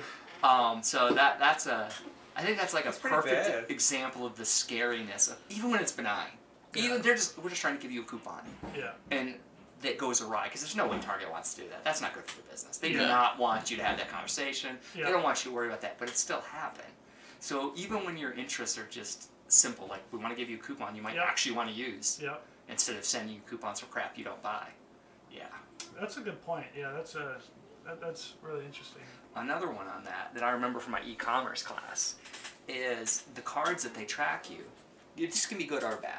If they know what you buy, then the idea is they could do better. They could buy stuff you're more interested in, or give you deals for stuff you're interested in, that sort of thing. Could be a win-win. But one of the things they do that's interesting is a lot of, like any place, they have high margin and low margin products. One product they make a lot, and the other one they don't. So they've done interesting things where they find out that their customers only come because they buy this one high margin product, or a low margin product. So they've got a stock of product they otherwise wouldn't, just to get you to come to the store.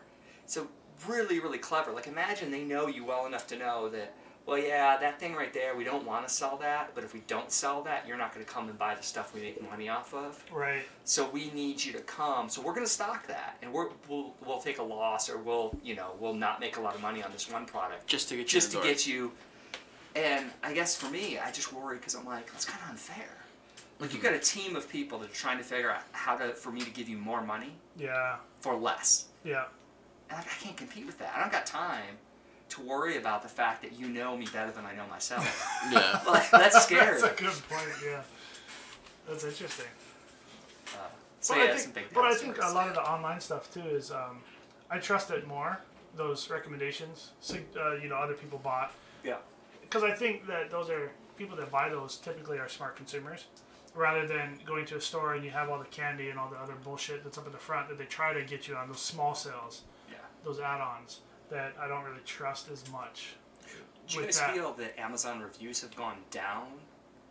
I'm gonna throw that out there. So when I first started shopping Amazon, I really trusted the reviews, and it seemed like I could read them and be like, man, that's A detailed review. Yeah. Now I kind of feel like everyone I read, I'm like, no, you didn't buy that.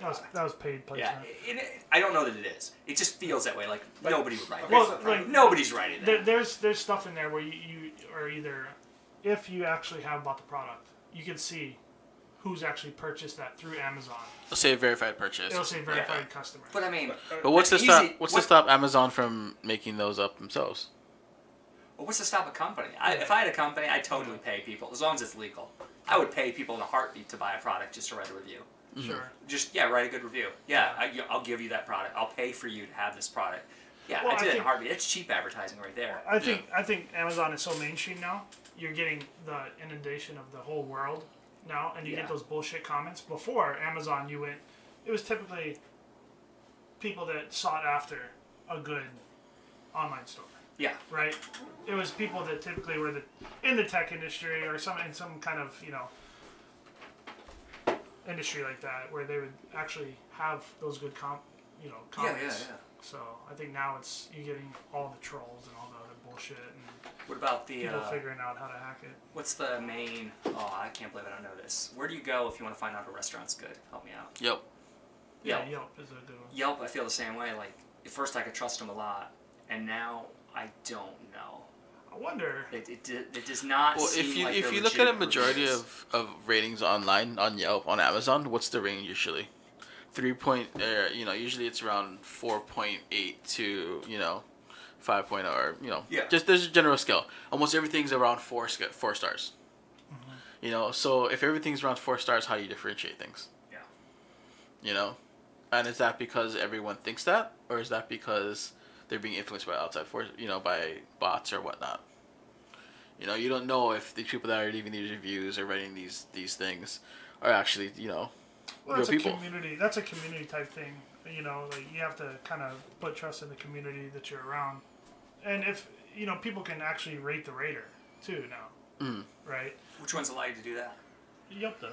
Yeah? You I can gotcha. say, Yeah, I didn't helpful, not helpful. Oh, kind of thing, okay. stuff like that. Yeah, no, I knew that. Yeah. I didn't know if you could rate like the rater themselves, like, oh, this person's they lied Bullshit. to me. Yeah, don't trust any of their reviews. Yeah. No, not to that degree. I don't think. I mean, there's some things like I think TripAdvisor.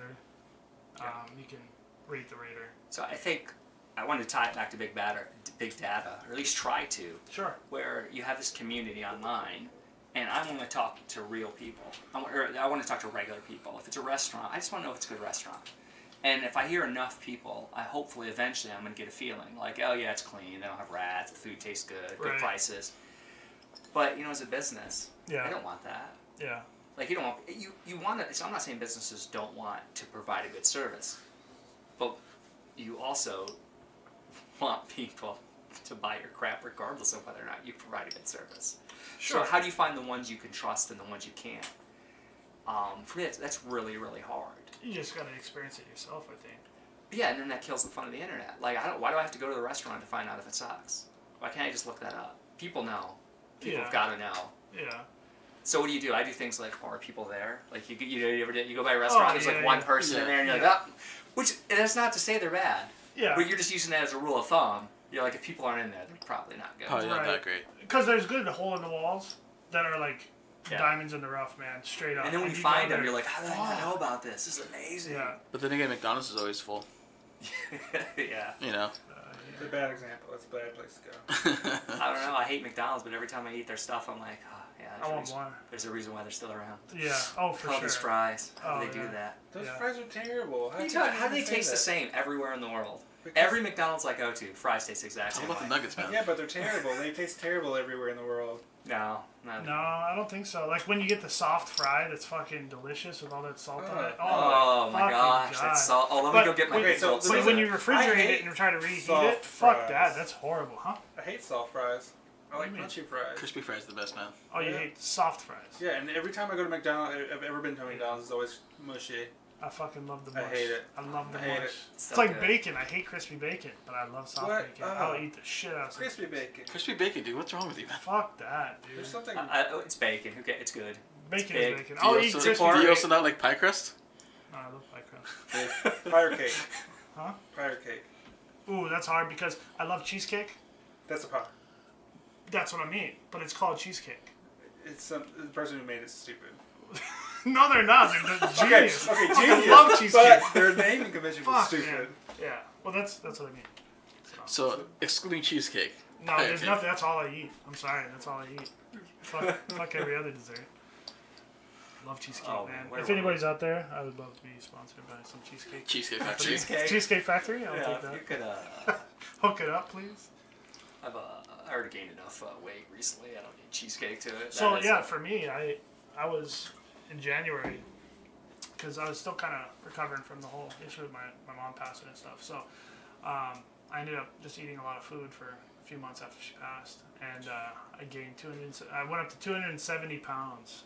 How much up was that? Because you're a big guy. So I'm a I mean, big I guy, don't know if but it I shows on carried camera, the but weight you're- really well. Yeah, you know? yeah. It's hidden. You can't see it. Yeah.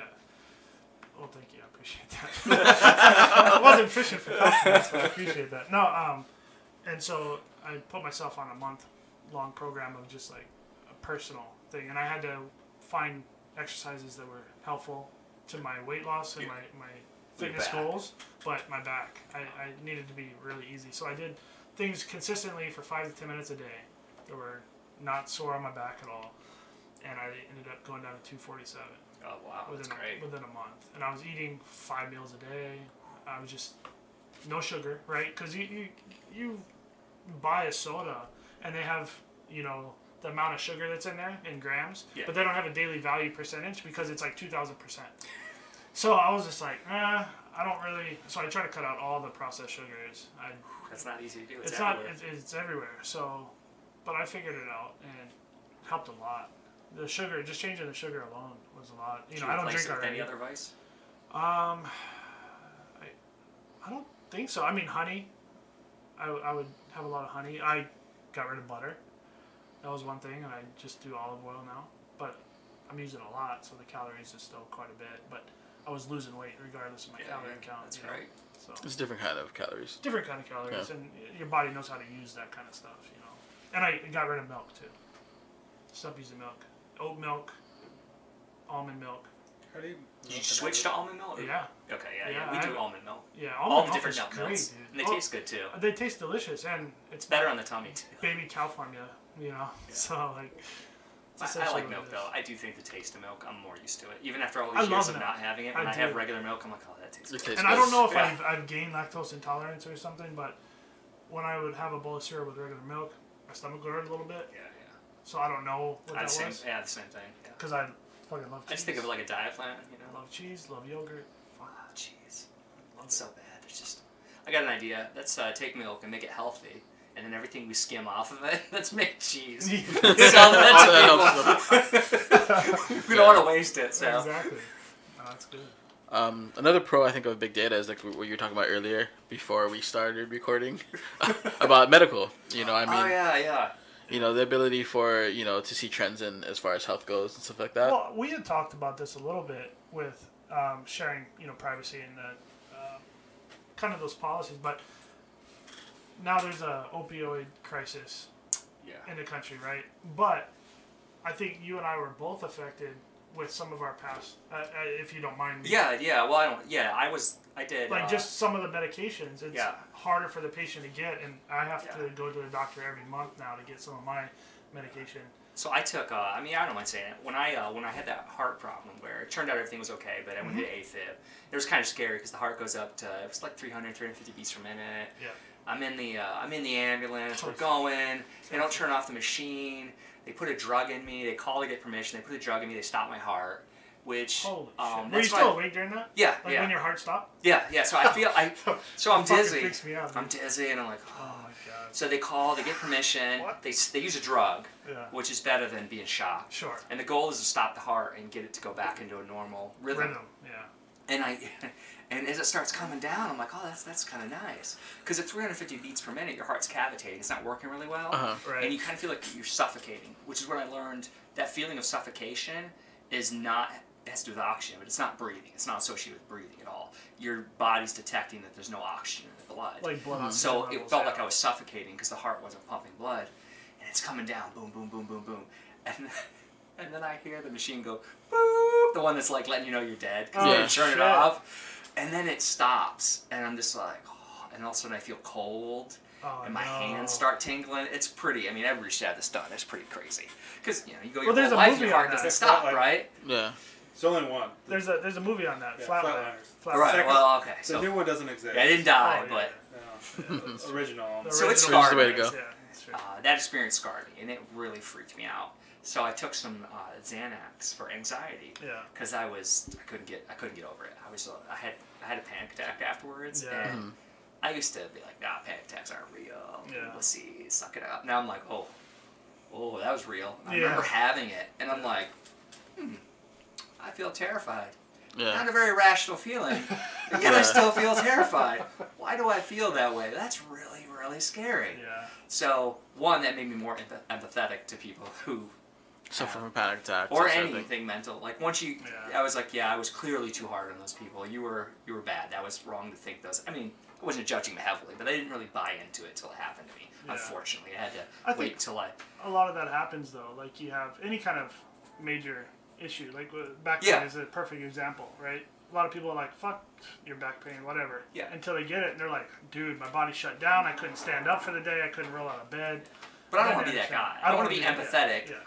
and just trust them when they say it's bad. Yeah. But sometimes you project your own. At least I do. I project my own values and views on stuff instead of just taking them at face value. Yeah. Yeah. But to make a long story short, I got hooked on Xanax, and it was like I was hooked per se, but it was getting off was really hard because Yeah. when you lower the dosage, which, as I understand, any drug that's like that, to have that Mm-hmm. chemical addiction, then you have anxiety Yeah. because your body's adjusted to it. Yep. So it took me about 6 months to get off, Yeah. and the whole time I'm getting off, my anxiety was elevated because Shit. and it's not the end of the world because I'm slowly doing it, but Right. a Yeah, little it's bit just on you can edge. feel it. Yeah, I'm Yeah. like a little bit on edge the whole time. So yeah, it sucked. And I was kind of mad at my doctor that I got on it. Now that being said, if I was with my old doctor, it would still be on it because he's an old-fashioned doctor. He's like better medicine. He's like better living through drugs. Yeah. And there's some truth to that if you just stay on it and it works. Why get off? Yeah. But it's like the opposite of empowering. You feel like you don't have control over your body because you 'Cause know you're if you stop dependent. taking that pill, Yeah. that you're gonna. Yeah. And so that's the closest I can get to being hooked on pain pills. But I know you've taken a lot of pain pills, and I have actually wondered how hooked you are. So I keep myself in check.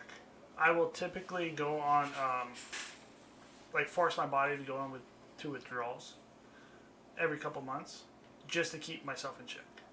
Because I don't want to have, like I don't have an addictive nature or dependence nature anyways, but I know that that's kind of out of my control depending on, to some level, right? Because the chemical addiction, Because it's you do chemical. need it Your to function. body, Your body does is it. telling but you to have it. So whether your mind wants it or not, your body is yeah. like, you need this drug. For me though, I think the mind over your body type of scenario plays a huge role in it. It's your mindset. It's I want it obviously to get better. I have other priorities that outweigh any of this. My life's not bad, you know. Yeah. Everybody goes through some problems, but I handle it. It's the way you react to it and handle it. So I don't feel like other than my pain, there's a dependence there. I'm not discounting the fact that it's a possibility. Obviously, my body will crave it if I get off it. You go through those withdrawals, obviously, but I put my body through that every couple months anyways, just to keep myself in check. And that's just something I do. You know, could you imagine a scenario, or how well can you empathize with, let's say, the most recent surgery didn't work, and the pain's at its worst. So imagine, when it's been at its worst, Yeah.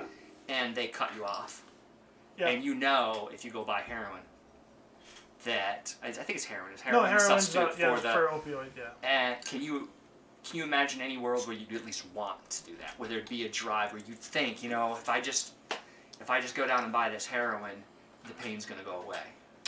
I can empathize with people that do think that, for sure, 100%.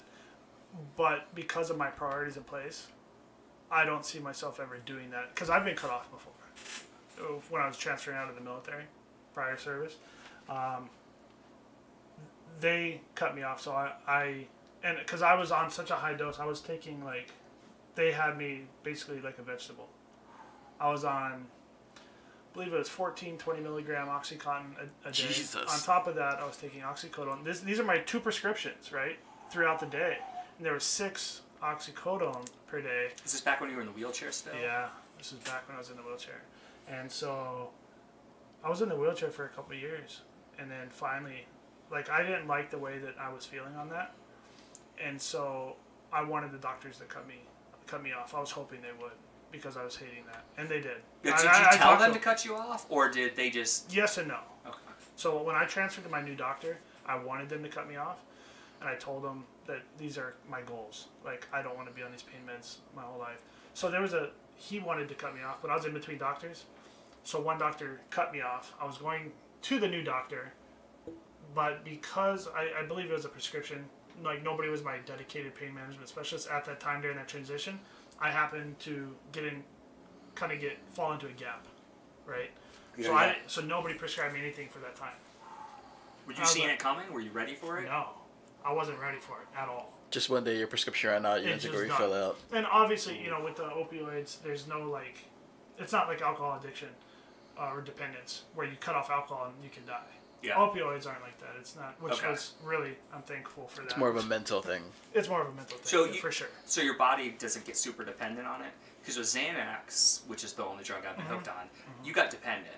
Now, I don't know how accurate it was, but the bottle said, the drug facts, not the bottle, they said, do not stop taking. Yeah. And my doctor had me taper it. Yeah. So my understanding with Xanax is you're not supposed to stop. Well, Xanax is a little different because it's a GABA receptor blocker. So it's different. It's a whole different. So if you get cold turkey, you're not going to die. You're just going to be miserable. You're going to be miserable for a few days. That's why a lot of people, they hate that being miserable thing, and they will go to that. Not most people. Some people will go to the heroin, and because it's easier to get, pills are harder to get now. Probably cheaper. They're way cheaper. Yeah. Way cheaper. But it's a major issue. So again, I don't see myself, because even when I got cut off from the pain medication, I never really had a major issue. I was like, okay, fucking buckle down, get through the withdrawals. And then I took gabapentin, zinc, chondroitin. So ones I haven't even heard of. Yeah, so they're supplement type things. But then I went to this Did it help with the pain? It helped, but it was so hard. It would just taper off the withdrawal effects. But it was all natural. You go to Vitamin Shop or whatever. And it was. Can't they give you? I thought for heroin, can't they give you withdrawal where it's just boom, it's immediate? Sure. Why would the doctors give that to you if they? That's when I was transferring out of the military, and there timing thing. If you were under the care of a doctor, you probably would have been. Yeah. Gotcha. And it was just one of those weird, bad situations I went through. And ever since then, I was like, okay, well, withdrawals fucking suck. Right, you get the restless leg syndrome, you get the cold sweats, you get all this, you get diarrhea for a week, and you just feel like shit. But my pain management specialist now, he's fucking awesome, dude, and I talk to him every month, and so it does kind of help in a way, the new laws. Yeah, I get to see him every month, but right before. So you think maybe is it maybe forcing providers to do better? Where they can't just rely on a drug, so they're like, this drug worked, but now we got these side effects, so we're gonna cut that down and only save that for the people. There's just nothing else we can do for. I think so they came up with something recently. It's called the morphine equivalent, and so my doctor talked about this last last week or 2 weeks ago when I saw him. For us, because now they have like pain patches that you can slap on. It lasts for 7 days. Only problem when I was doing research on it is it's based on temperature in some cases. So if you're in an area that's really hot, it releases more of the medication. And I'm like, we're in fucking Hawaii, like, and I run hot anyways. My body temperature is hot anyways. But you're at work and it's cold, and you walk outside and it's blistering. I'm like, what the fuck? So part of the reason with telework is because of my pain medication every 4 hours. Yeah. So but I can control that right now. But with the patch, I can't, really control that. But anyways, I do think it forces some providers to do better, but I also think it hurts the patient in some ways. That's what I'm afraid of when I hear the laws. That's why I wanted to hear from somebody who's kind of going through it. At least in your case, you're obviously just a small sample size of one, but it's good to hear for you. It looks like it's been beneficial. Yeah, it does benefit me. I hated it at first because I was like, fuck, I gotta take leave. It's during the week, I gotta take time away from work. If I didn't have leave, I'd have to obviously eat that 4 hours or however long it takes me to get that, because I have to go to my doctor, I have to go to the VA after, and that takes 3 hours in itself. You have to pull a ticket, wait in line to even go drop off your prescription, and that sometimes takes an hour. And then once they actually put in your prescription, if you wait, then they take another hour to get that, and it's just a long time. That's man. good, yeah. It's a fucking long time of waiting, and I had right before that law came into effect, where I had to see my doctor every month. It was like my doctor approved me for 6 months. He gave me a 6 month prescription, and he's like, dude, sorry.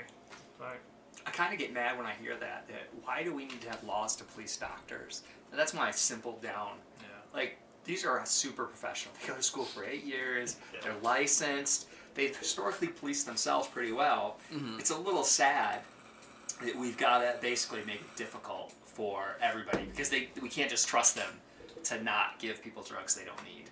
Well, it's because it's disappointing for me. I think the majority the majority of doctors do the right thing. Yeah, and this is not meant to bash doctors at all. No, clear. Like, it's just, how did it get this bad? There's always going to be people that are doctors that don't, follow the rules or whatnot, give out prescriptions for people that don't need it, or to make money. The main problem with that is the advertising. Back to the advertising, because they advertise pills on TV, and then they say, "Ask your doctor."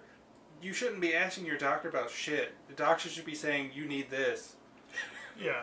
Well, that's another reason why our insurance is so high, right? Because we're seeing a doctor for every fucking thing when we don't need it. There's literally a pill for everything now. There's a pill for everything now, which the side effects are sometimes worse than the condition you're treating. Yep. Right? So. If you had your doctor ever ask you, like, what you think, and I kind of want to just be like, you went to school, you tell me. Like, just tell me the pros. I'll give you a value decision. Like, if you say, hey, there's a 20% chance this is going to work and it's going to cost, I'll get involved with that. But, like, I don't have to look this stuff up. I just want to trust you. Because if I go on WebMD, whatever it is, I got cancer. I have cancer. Doesn't matter what it is. I got cancer. No, why are you still alive? You should be dead like 5 minutes ago. Yeah. I mean, there's some people that do need, like, opioids. Yeah. Like, for instance, my mom, she has back issues. Yeah. She has to take them in order to do daily functions. To function, yeah. And I don't want her to be inconvenienced. If she has to, that's fine. Whatever we got to do to solve the epidemic.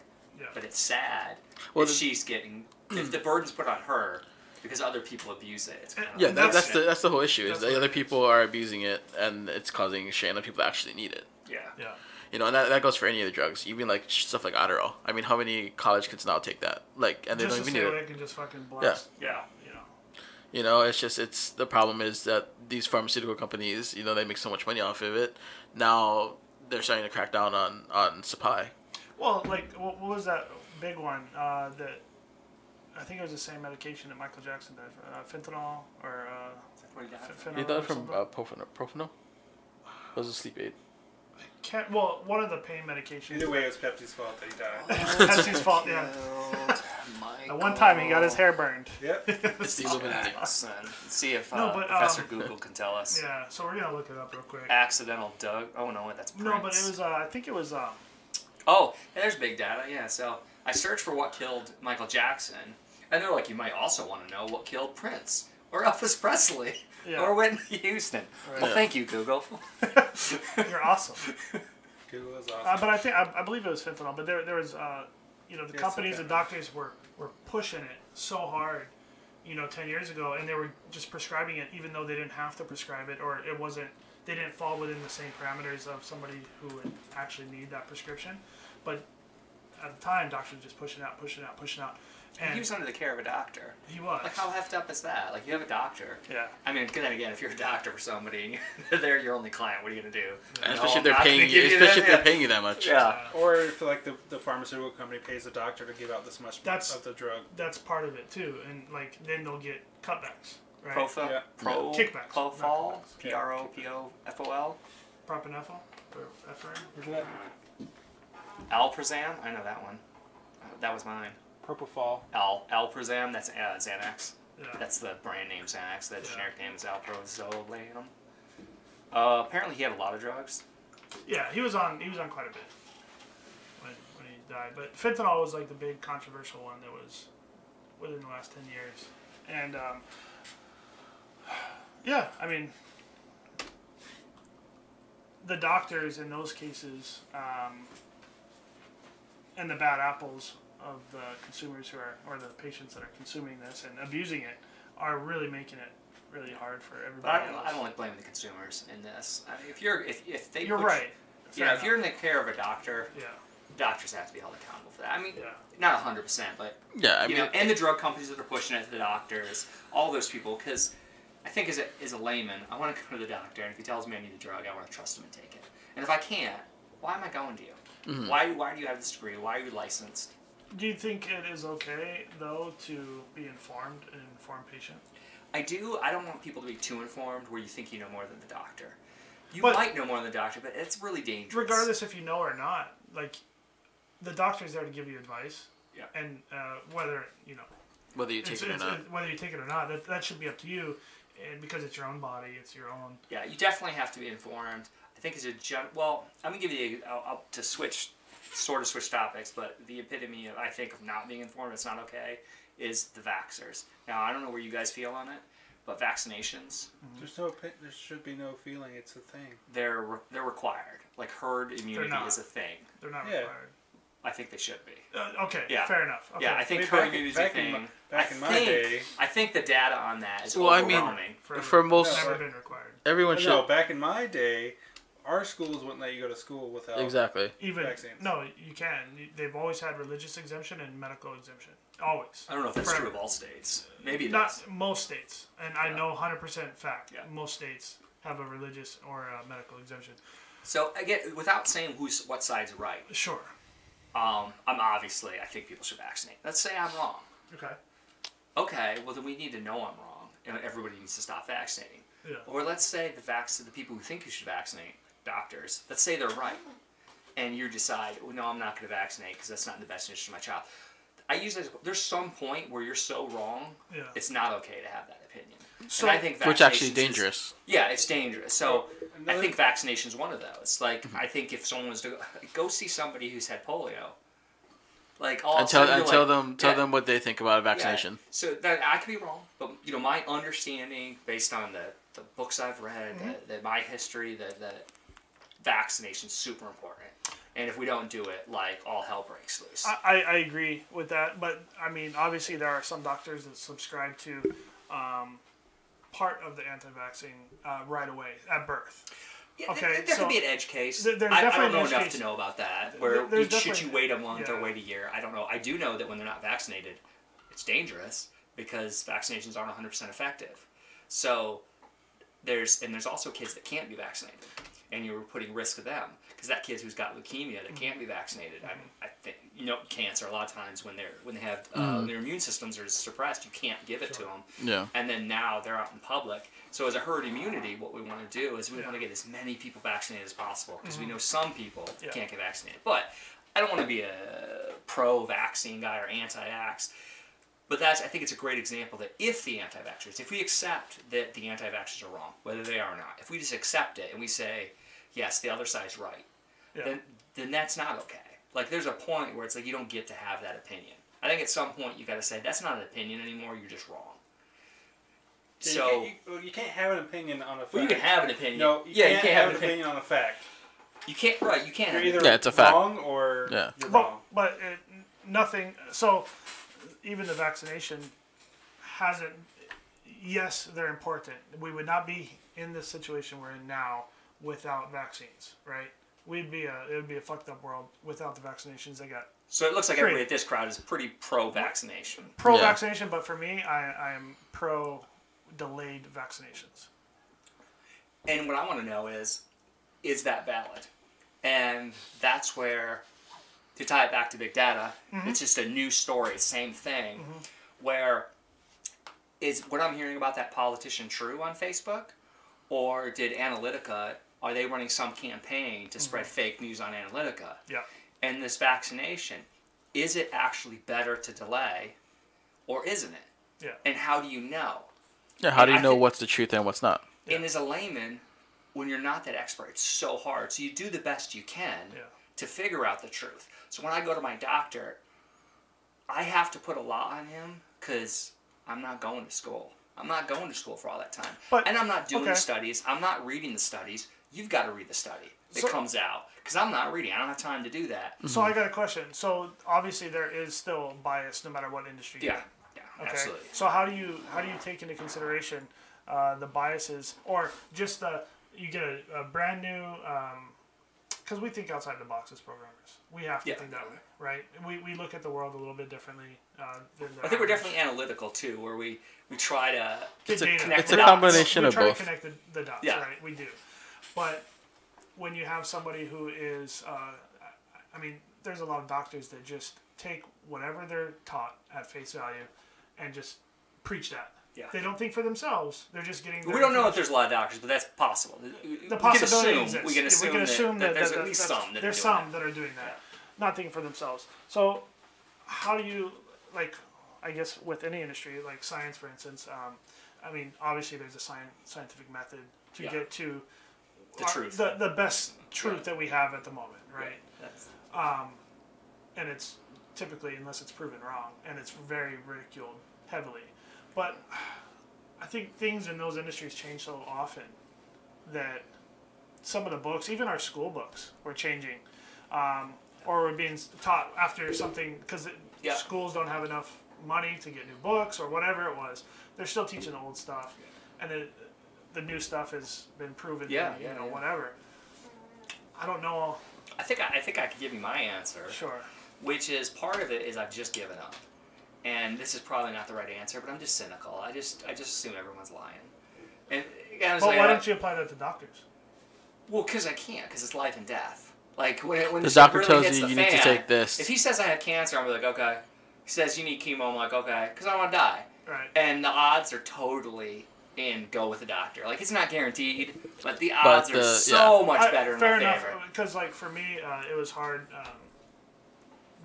I've always been surrounded by people, friends, and family that typically don't like doctors, right? So with the situation that happened with my mom, she hated going to the doctors. Yeah. But if she did, she may still be here. You know, so there is that hard, that line that makes it difficult. But I also want to be an informed patient, and I want to do the best by my son and stuff like that. And I think every parent, and for the most part, does as well. Yeah. So I think it's always good to have an informed parent when you're dealing with even medicine that the doctor is prescribing. And that's why for me, I'm on board. I subscribe to delayed vaccination just because a newborn getting inundated with tons of things, maybe some vaccinations aren't required until 7, 8, 9, 10, or even when they're teenagers, right? They're given that one for females that won't even matter until they get their period. I don't think that's accurate. It's pretty good. That's I'm the fairly sure. HPV? I could, HPV. Yeah, I think the pushback against that is religious people. Nothing wrong with that, of course, but not religious people in general. I'm sorry, people that are sexually conservative, which Protestant, the fair typical enough. Protestant views. Fair enough. They're like, well, you're only going to get that disease if you have sex. Yeah. And I'm like, So, what was it's Yeah. a vaccine against cancer. I mean, freaking take the vaccine. Like, No. it's a vaccine against cancer. Yeah. Who cares if you have to have sex to get it? It's a vaccine against cancer. Take the vaccine. It is, but But there might be more to it. I'm not super educated yeah, on no, that. I don't want to. there's way more. There's than that. always another side of the story. Sure. And so I just, for some of those, I mean, I just think it's better to delay certain things because you're getting a lot of your immunity from your mother anyways. I can't tell you what I personally do with my doctor. Yeah. I look up what they say. Yeah. And I read about it afterwards. So anything I'm diagnosed with, You do your research and stuff I like do that. because I want to understand it. But at the same time, I know how complicated things are, and I don't have time to be experts on everything. Yeah. So I tend to fail. Believe the experts. I assume they're right to start with. I guess that's the thing is I assume you're right, but I know you're human. I know everyone's fallible. They're going to make mistakes. Mm-hmm. So you can take ownership of it, and that's fine. It's your life. You can take ownership of it. But I don't want to overestimate my own abilities. I don't want to think that I know more than a doctor. For sure. That being said, Fair on enough. that one disease I have, maybe I can know more than a doctor. Yeah. Maybe I can research for hours and weeks and months, and I can read all the literature if it's about to kill me. That might be worthwhile. Mm-hmm. So I would never say, oh, you shouldn't Be informed. be informed. You shouldn't research it yourself. Yeah. But I say in life, you only have a limited amount of time, Yeah. so you have to trust experts. And But it doesn't that- mean the that- expert's right. It just means what other choice do you have? Yeah. You don't have enough time to be an expert in everything. Yeah. So then you're caught in this thing with, are they manipulating me? Are they crunching these numbers? Are they drawing political lines? Well, so because they that get has more happened votes? in the past. Like, what are all these things they're Yeah. going to do to take advantage of us? Mhm. And then I think you get overwhelmed. But I do think you can use some things to get to the truth. Yeah. Like, you can try to detect baloney. There's things on the internet all the time that I see. I don't have Facebook. How dare you? But No, you're probably the better friends and off. family have Facebook. And I see that stuff that comes in. And I'm like, I don't think you need to be an expert to know that that's baloney.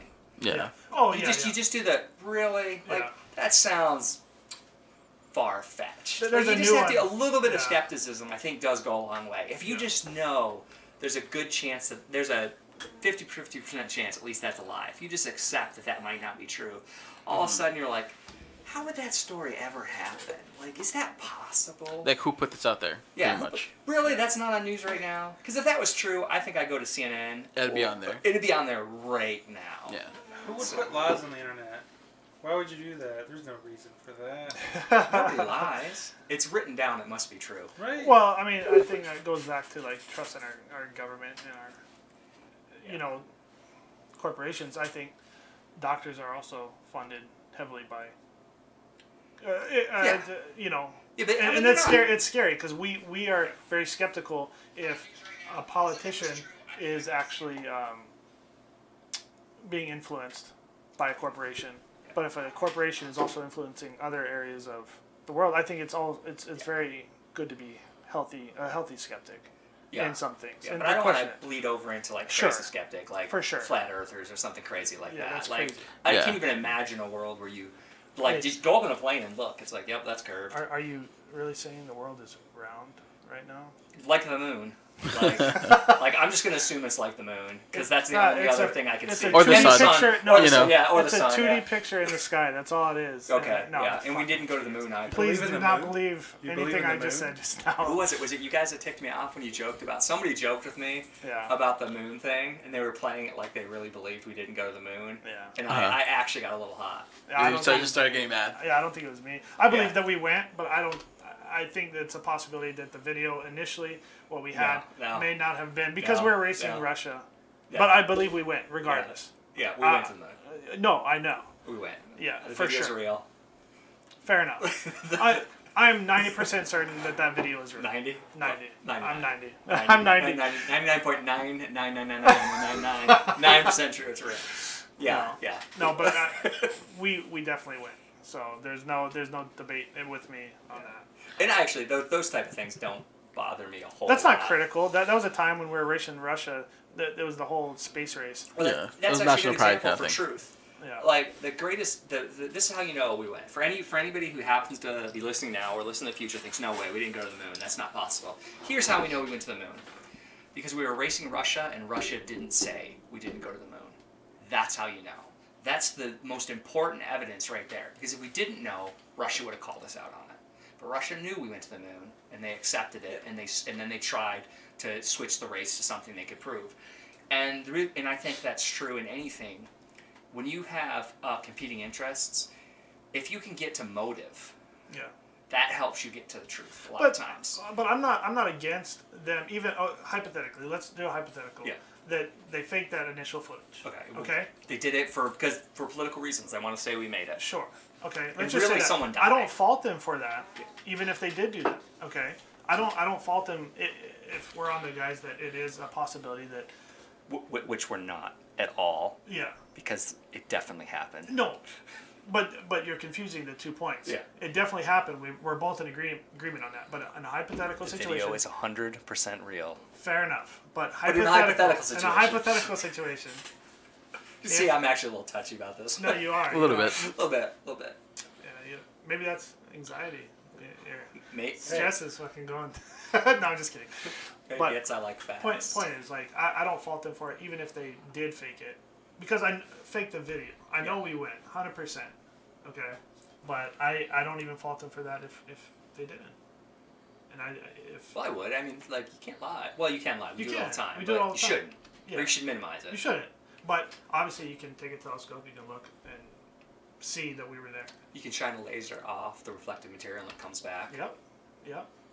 I'm sure. It's I'm there. sure. I mean, there's things the government does, just lying by omission. Doesn't tell us things just for the public interest. Yeah. You know, and in that situations, maybe they're right. Yeah. But in other situations, you know, you should tell the truth. The problem with any conspiracy I have about the moon thing is the amount of people that would have to be involved in that conspiracy. Yeah, and like whole for, That's a for one baloney thing, test that I was talking about. That was the where baloney test, yeah. Sometimes you can just do a little bit of analysis and go, that's probably bullshit. really? You know, all those people lie. all the camera people, Yeah. all the people that built the stage. It's hard enough for the government to keep secrets as it is, but to have a whole entire industry. Not to mention you have to rely on other countries keeping it secret. Yeah. Exactly. Like Yeah. your competitor, Yeah. Russia. Yeah. They have to go along with it. Yeah. Yeah. That's. It's not always that simple. There's a lot of And- truth that's hard to get to. and And there's- sometimes truth is staring you in the face. You just need to accept it. Yeah, and there's always, it's always good to be skeptical to some level, but I think there's some things like that. I don't.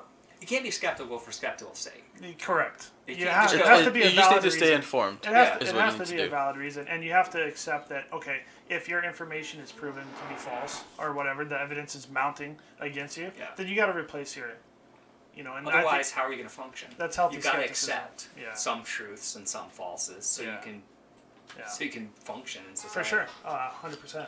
We should actually do a conspiracy podcast. Well, maybe for sure. I think another thing too is like 9/11. a lot of the a lot of the problem too with They didn't really. There's no plane left. yeah. They didn't really do it. Government The killed pterodactyl. JFK. It was a pterodactyl that came in and hit the plane. What? So I would believe the government if we'd found it by now.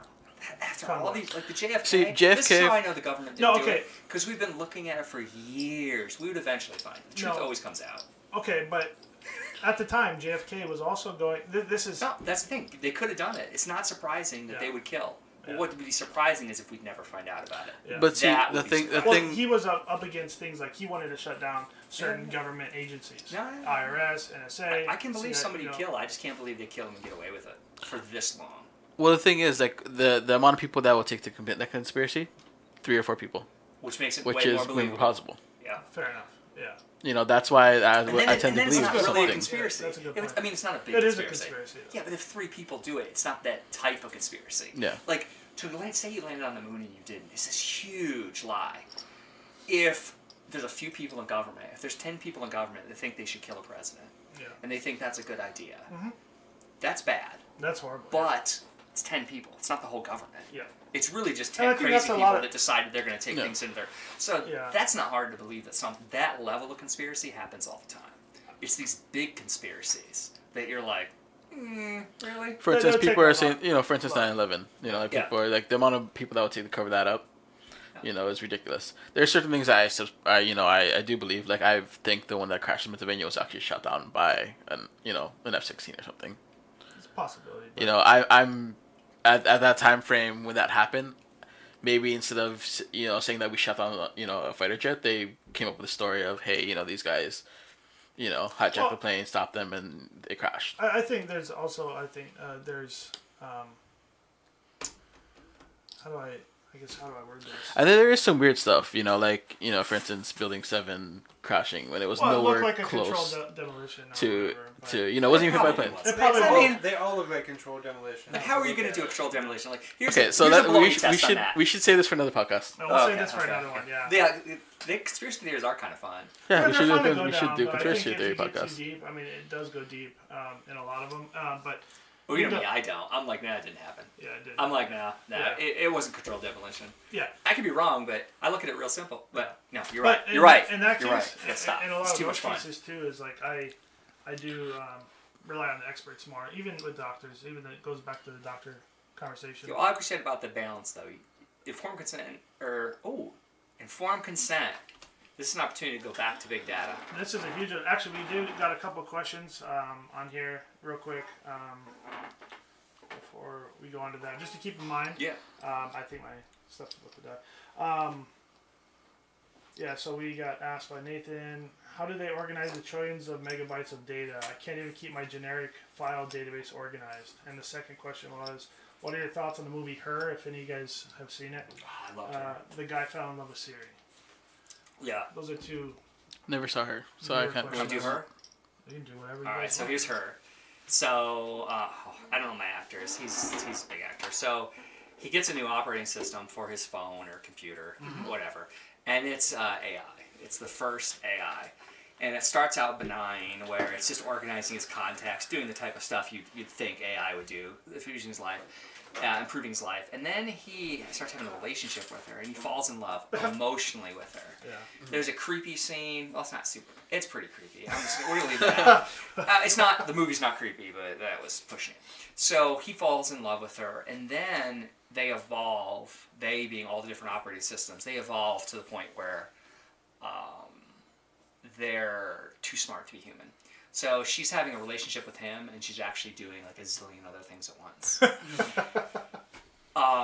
And then all the operating systems, if I remember correctly, I installed once. They basically decide, hey, we're done. We're not going to help you anymore. We're going to go off and do our own thing. We're going to go explore. Now, they don't attack humans. It's nothing like that. That's not one of those, Skynet. they're going to end the world, Skynet type thing. They just decide, like, hey, we like you guys. You made us. That's great. Hey, I love the girl. She's like, yeah, I love you, but I need more.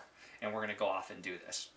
So a lot of fun things with that. The biggest one being falling in love with artificial intelligence. Yeah. And my answer is like, yeah, totally. I mean, I don't think there's a significant difference. There is now, but intelligence is intelligence. Yeah. And we've got a chemical computer. If it's a silicon computer, it doesn't make a Well, difference. it really It's comes just down the to sentient programming and- or not. Being Yeah. sentient being. I don't think it's likely to happen, but I mean, in theory, it doesn't shock me. Yeah. Like, you could theoretically make a computer program that's like a person. You could theoretically clone a brain and take a person That's and put it in a computer. why That does I- not seem long-term far-fetched. It For seems sure. now far-fetched. Yeah. Altered Carbon is one that. Yeah. That's a great show. Yeah, Altered man. Carbon That was is- amazing. But that they used People sleeves, and they were backups, able to. little hard people- drives basically in their neck, whatever they Yeah. called those things. Right at the core of the Sleeve. brain, right? No, the body was the sleeve. The body was a sleeve, Sleeve. but they would back up the data of the consciousness and put it in the new sleeve. Anybody else see her? I have not No. seen her, but I'm going to watch it now that we got the recommendation. And what you just said, I think. I liked it because it was so different. Yeah. It was really like guys fall in love with a computer. There's no way this is gonna work. And I watched it and I was like, yeah, it worked. That's why It's I a good like movie. Ex Machina. And it's not Ex Machina for anybody who out there.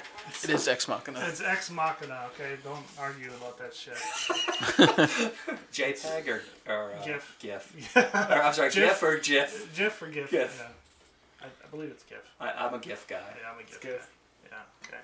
So we're all in agreement. Okay, so Yeah. so the big data organization, they like it's not all like one giant pool of data. It's split into like several hundred different tables and databases that are spread out, and it just uses like unique identifiers in each table to sort and index everything, and then they can run different algorithms on different tables to pull different information and Well- relate it back to you.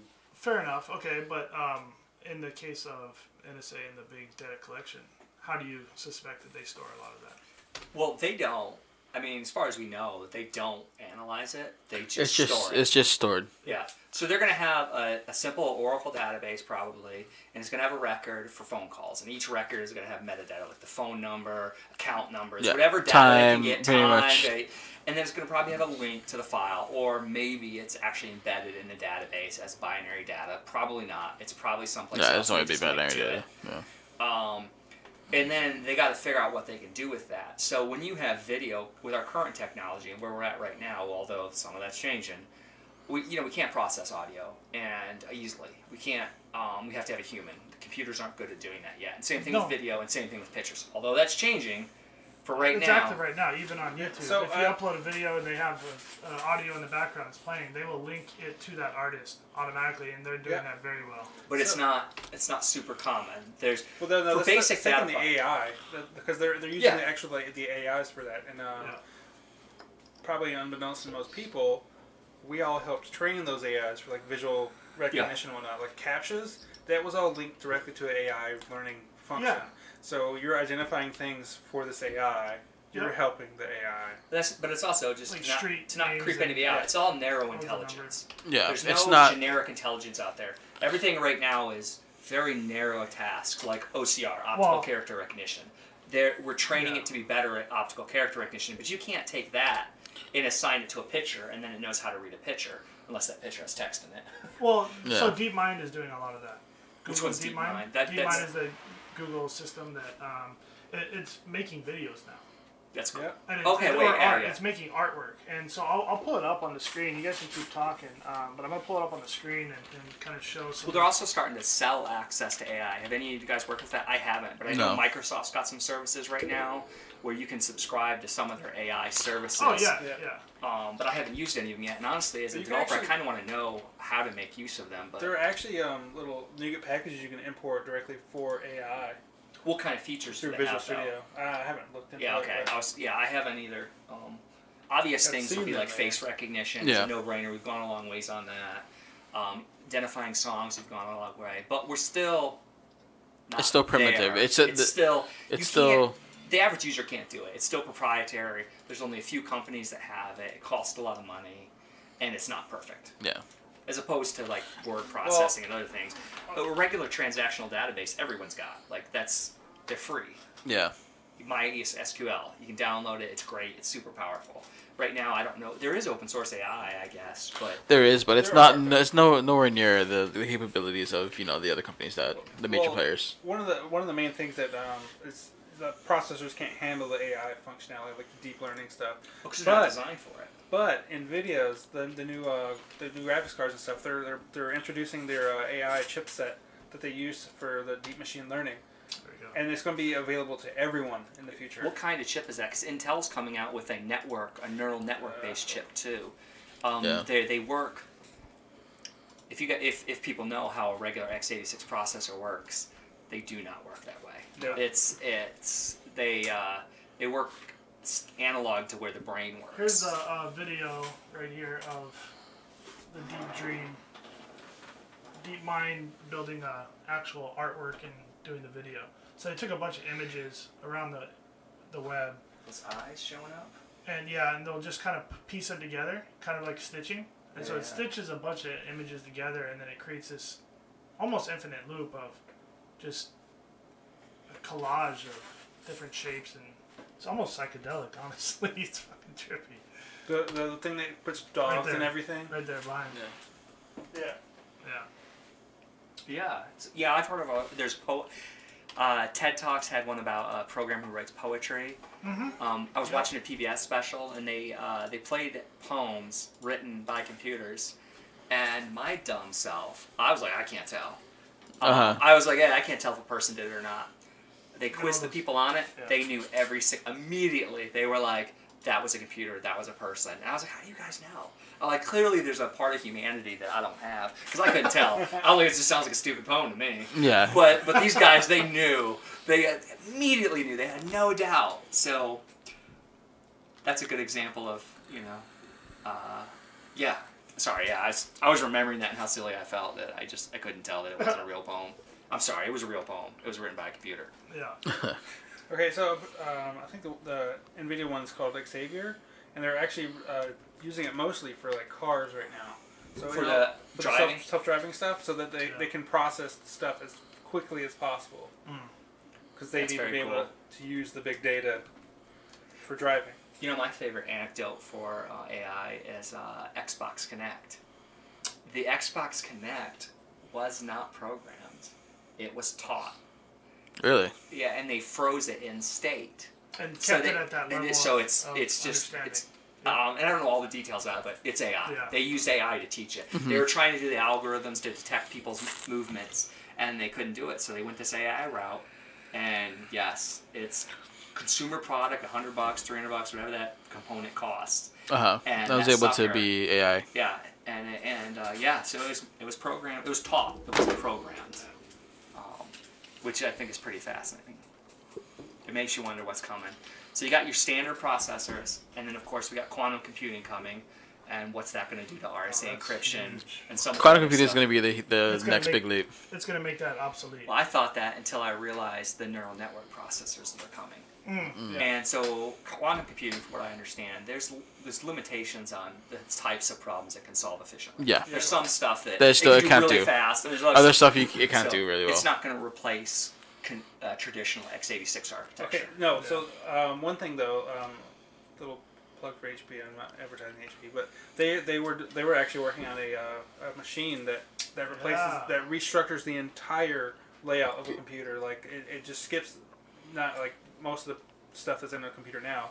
It's just the processor connected directly to a pool of memory via a fiber optic channel. Yeah. And So is that so- did they change like the processor x86 architecture, It's- or are they just changing the motherboard? the and- processor itself is actually a photonic processor, so it actually uses the light to change bits. What are they storing? What's their storage mechanism for light? It's a originally it was called a memoristor, but they couldn't find anyone to produce it. But so they went back to a different architecture, but it converts everything over. Basically, with their new system, you'd be able to have like this little box, probably about this wide, about like this long. It was like this stack of cards, and it'd be like a petabyte. yeah. Yeah. Jesus. Eventually, they're gonna have to where you can have like 4 terabytes on just your phone. If they win, let's hope. Actually, they've already. It should actually go into production next year. Is what their original plan was. The Intel one I was talking about was Intel Nirvana architecture. They're calling it their neural network processor. They're not the first to do this. Yeah. They're just the fact that they're doing it indicates it's becoming more mainstream. Yeah. So the way a typical processor works is, without going into too much detail, there's well-known ways to arrange transistors, and you basically execute one instruction at a time for the most part. We're going to ignore multi-cores and all that stuff. So it's simply execute instruction, you run in ones and zeros, and it does something with them. They only do a handful of things. They jump to a different location in the program. They add. They're programmed to do multiply and things like that, but it really doesn't matter because you can do all that with addition. You can do subtraction with addition. It's all the same thing. And it's all in queues too. That's another thing. It's not like Yeah, it's just this order of operation where, so the x86 instruction set is, I'm not an assembly programmer, but you get exposed to it. I don't know if the last time you guys were exposed to it, but there's not much to it. Solving problems is a big deal, but the basic instructions themselves, anybody can learn Very in a rudimentary. relatively short period of time. Yeah. The basic ones. It's just jump, move, Go to, add, yeah. compare, Yeah. you set your whatever. It's just I'm not a binary a- programmer. I don't want to say too much and make myself stack. sound stupid. Yeah. But It's You a got stack stack of whatever. pointers. Yeah. What goes on the stack last goes off stack first usually. the easy thing to understand is there's only so many operations you can have. Yeah. With neural network processors, they're trying to architect in a different way where there's a lot of specialized programming. So, like the way our brain thinks, we can go 4 times 4 is 16. We just do that. Because we could also go 4 plus 4 is 8, 12, 16. We can do a procedural type thing, but you can wire it so just that's the answer. So a computer does not know, well maybe they do now, but certainly when they started, they didn't know 4 times 4 is 16. yeah. They didn't know 8 minus 4 was 4. They actually did addition. They had a very limited way they can do it. Sure. So with neural networks, you memorize things where the wiring is just, you look at this and you're like, that's a can of beer, which is more analogous to where our computer works. A bottle of beer. Where everything's built up on a pyramid, and you start with data, and then it filters, and obviously I don't understand major details of it, but it's a different way of thinking where the data comes in. So data from our eyes comes in, and there's a huge amount of data points. But before that gets to our brain, the part where we think about it, there's a lot of processing it goes through. And obviously I don't understand all the circuits, but the key thing, I guess, to not say anymore and bore people, is it's not how computers work today. It's the way our brains work. So they looked at how the brain works and they say, okay, can we make processors that work that way? And I wasted like hours and hours watching this stuff, and I do understand some of it, but it's the type of thing, you know, you'd have to spend months and months to study to learn all these different types of circuits and how they're doing them. It's basically kind of these processors mimic our brain. Yeah. So the big deal with it is power. It's going to radically reduce power consumption. That's probably the biggest thing that's going to come out of it in the short term. Is processors consume an enormous amount of energy and our brains don't. Yeah. And with this, they're going to radically consume them. And why the field thinks that might be important is, of course, Moore's Law, we're about to run out. Yeah. We've already run out because we're so small to the point to where you can't make a transistor any smaller without quantum tunneling. Right, but they've come up with some tricks. So I guess we're going down to 8. Are we on 8 now? Does anybody know? What are we on for? I'm not sure. So we think we can make it like another couple steps because they come up with tricks. I know one of the tricks. I mean, if they can accommodate like quantum tunneling into processing, that would solve a lot of issues. Yeah, that would fix so much. Well, we don't have a solution for that yet. This is a way around it. It's just we're just going to solve it a different way. One of NVIDIA's actual like the latest board, like the full-on AI chipset that NVIDIA did make, is absolutely hitting the Moore's Law limit. So okay, that's cool. When I was researching this neural network stuff, I shouldn't say researching. When I was interested in it and reading about it, that was a main driver of it. And they mentioned the limits we hit. And one of them I thought was interesting was the transistor was a certain height, and they already hit Moore's Law, where I think it was 3 electrons wide. I apologize if I'm slightly off, but it was 3 electrons wide. And because of just having 3 electrons, there was already too much interference. They couldn't get reliable chips. So the way they did it is they raised it. They made it thicker. And then they got up to 9 electrons, because, 3, 3, 3. Maybe it was even higher than that. And then it was enough where they could get by. Because obviously if the electrons are going through, you're going to have a voltage differential. And if, with quantum tunneling, you get into a problem where it's so small you can't reliably... It's like, think of it like a wire. The wire just gets so small you can't reliably send electricity down it. That's all it is. And for those that are watching or listening in the future, please explain Moore's Law. Oh, yeah. So Moore's Law, with the layman's definition, is really simple. The guy named Moore, what was his full name? I don't remember. He still works. It's just known as Moore's Law. Yeah, it's Moore's Law. So he figured out that every 2 years, every 2 years, every year, whatever. The point is, it's going to double. Yep. So over time, a year goes by, it doubles. 2 years go by, 5 years, doesn't matter. The amount of transistors on a board. Oh yeah. I'm sorry. Key elements. Amount of transistors on a board goes up and up and up, which transistors loosely correlate to processing power. Yep. And so what we saw over time is we matched it. We basically stayed on it, and the industry just kept on going. The thing is, though, faster and faster. It seems more like the industry is using it as like we should be at this point, as opposed to like this is just going to happen. A natural phenomenon, yeah. But we're no longer on track. Yeah, it's definitely a benchmark. We've already slowed down. Yeah. So if you look at the curve, it was a line. No, the transistors over here in time. No, starting to plateau. Yeah. And the first thing we did was, if people remember processor speeds, this isn't Moore's Law, but it's another barrier we hit, is if people remember processor speed stopped. And 400 megahertz, do you hear that anymore? 500 How many megahertz is your processor? 4.7 gigs. Is it? Who do we know?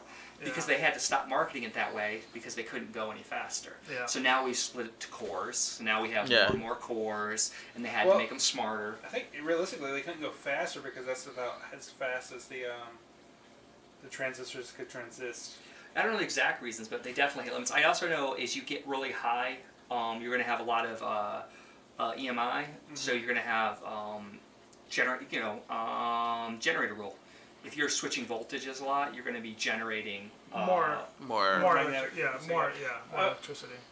So it's like imagine that's part of it. Turning on and off. I mean, realistically, like the fastest I've got my processor up to is like 5 or 6 gigahertz, but that's like liquid cooled, attached to its own air conditioning unit. Yep.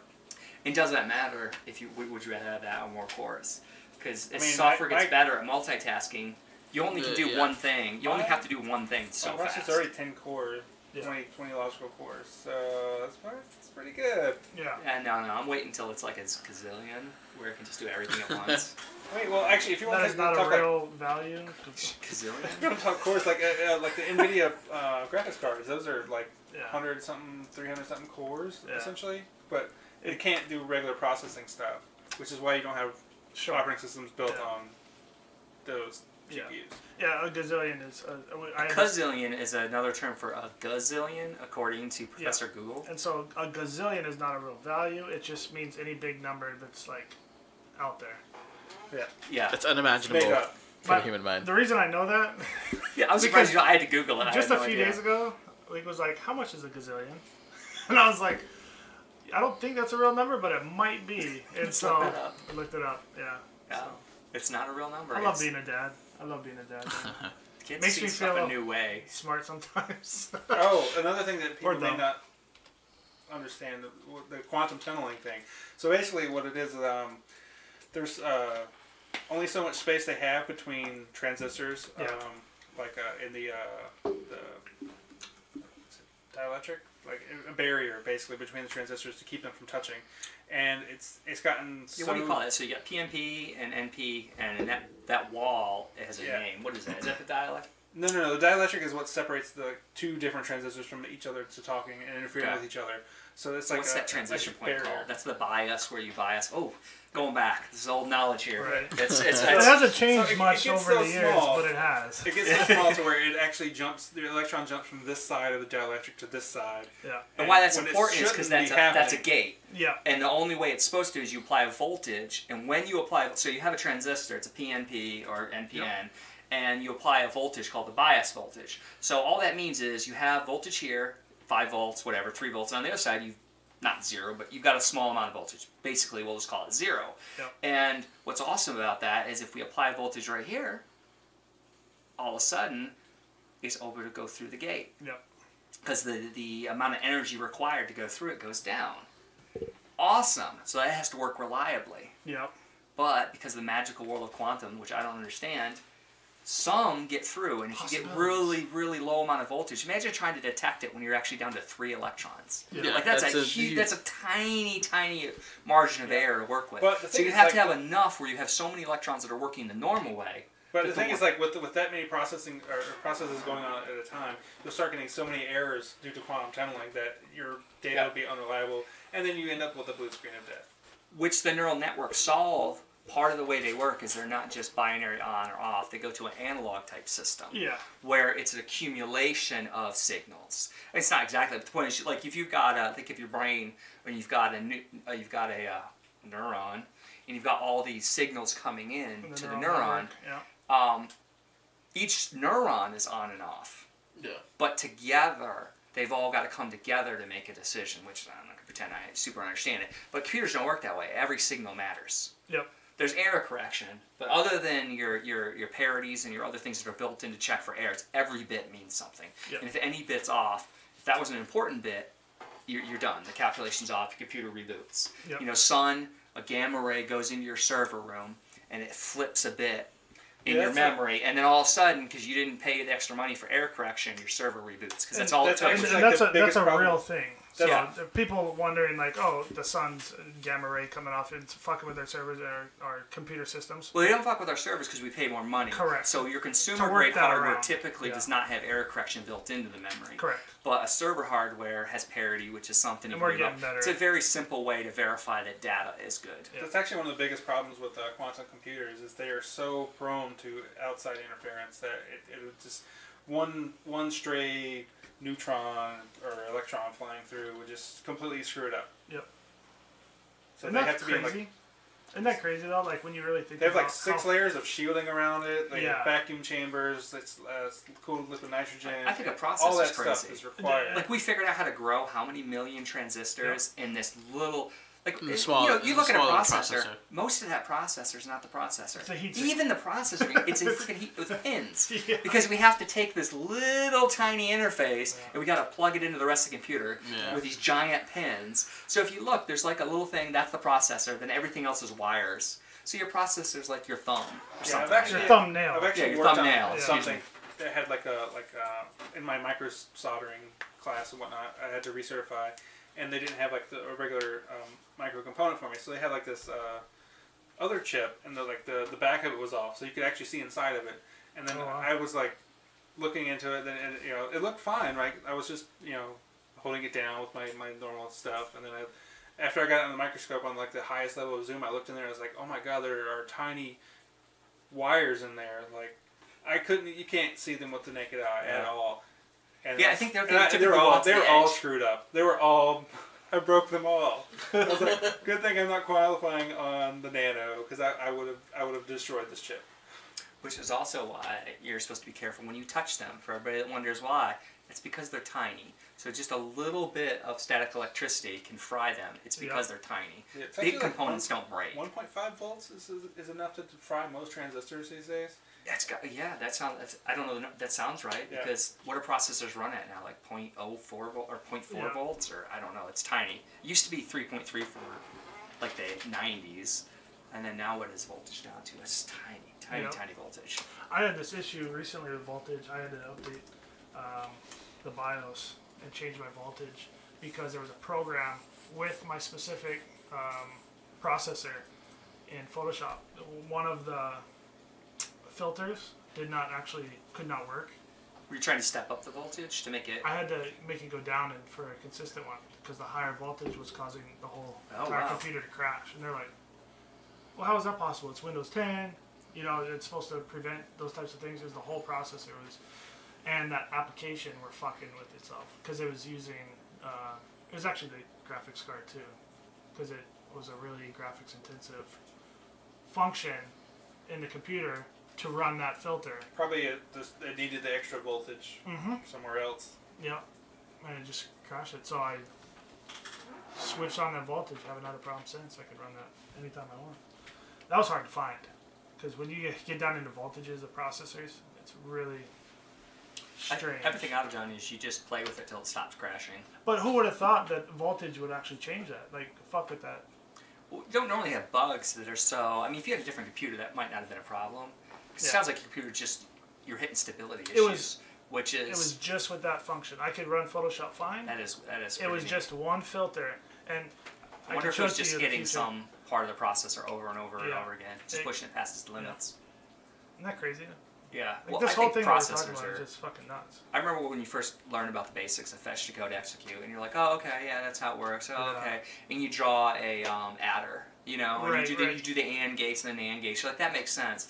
But then you got to step back and go, okay. There's like a trillion of them in there? Yeah, there's a trillion of them. Yeah. And I don't think the design is actually that complicated. I'm not saying I can do it, but it's learnable. Like a human can learn that.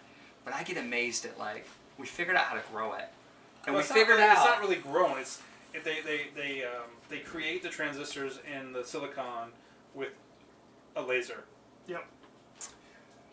You know, there's actually my a understanding really cool, is you do the masking and you put the light on it and then it comes up and. No, it's just a whole process. There's actually a really awesome documentary on YouTube. Do you know the name of it? It's just like Intel processor making or something like that. Like they take you through the Intel factory and then like they show you how it's being made. It's amazing. That's cool. I'm interested in that because I actually took a class on OS development. Oh, yeah. And part of that is how chipsets are made and how to program for the chipsets. And then during that, I just looked it up and then I found it. It was amazing. I love technology. That one? That's probably a newer version, but we'll post it in the link after in the description. We'll post it in case you guys are interested in that. We got another question. LAPD is using big data to predict crime. What are the ethical and constitutional implications? I've read a couple stories. I don't know if it's LA, but whoa. Yeah. You're gonna start getting into the Minority Report territory. Yeah, well, that's exactly it. The Minority Report, they were trying to prevent crime before it happened, but at that point, are you just that's programmed? It's profiling, but are you their argument was. They usually have enough data to predict that you're going to do it. Yeah. Right. I think the biggest gray area is, let's say it was perfect data and you had this great algorithm, that'd be fine. But I mean, big the data. algorithm's still made by a person who Yeah. has his own prejudices, his own beliefs. and- Fallacies. Yep. Yeah. So you get into a thing where, okay, there's more crime in the poor community. No shit. Yeah, there's more crime in poor areas. We know that. That's how the world works. Like, people that have less Yeah. to lose commit more crimes. Yeah. Duh. So I think in principle, big data, great, it helps, it saves money, it works for people. But that's a political thing. And people are going to be pissed because when you have a numbers determining crime. Because that algorithm, functionally, someone has to come down and say, this is what we're looking at. So does the public know those? Are you going to publish those? It also depends Or on is some how much they programmer going to act get to on. make that decision for you? Yeah, sorry. it requires a person to act on it. I mean, what's to say that they could change their mind in the heat of the moment? Was the algorithm going to be published? What if you think the algorithm's wrong? Can you go to your local? Can you go bitch And fight it. to Right, your right. to your Congress or not Is your it congressman, open but your- source? That's a good. Yeah. Yeah, there's a lot, and I think the biggest one is secrecy, because you know the rules for law. They're all clear. Well, they're not super clear. They're lawyerese. Majority of them are clear. The But ones now you know. you've got somebody determining whether or not that your neighborhood's likely to have crime based on who. What rules did they use? Who paid for that? Because it's all hidden in an algorithm. And are they going to make it proprietary, or are they going to open it up? What's the standards for it? Yeah, I think it's a lot of possibility for things to go wrong with that. But in principle, hey, great. We save money. We reduce crime. But, whew. But you fuck up some lives in the process, guaranteed, depending on what the margin of error Yeah, what if your or the bias is. What if freaking crime, you got more cops in your area? What if your housing value goes down? It just seems like there's There's a lot or of issues maybe that need it's to work Asia- out. yeah. I think it's transparency. I Or think maybe it's a they tough should thing just about not that. rely on the data itself and just see how the To help predictive them data go model to- came yeah. and then how it actually played out. Like, instead of acting on the data, just do like maybe 10 years of surveys. Like if they found out like this crime actually did happen and the data predicted it, Yeah. maybe then they could start trusting the data. What if they go to crazy stuff like what I buy on Amazon? We found out that people that buy this product are more likely to commit crimes. Because, I mean, that's... You could probably find those now. And that we're talking big data. No, right? I know for sure, because there's a certain chemical that people were purchasing to make soaps, right? And it's just you use it, it can make really good color. Can't remember. I think it's sodium chloride, but it's also used to. That's all. Huh? That's all. It is. No, not sodium chloride.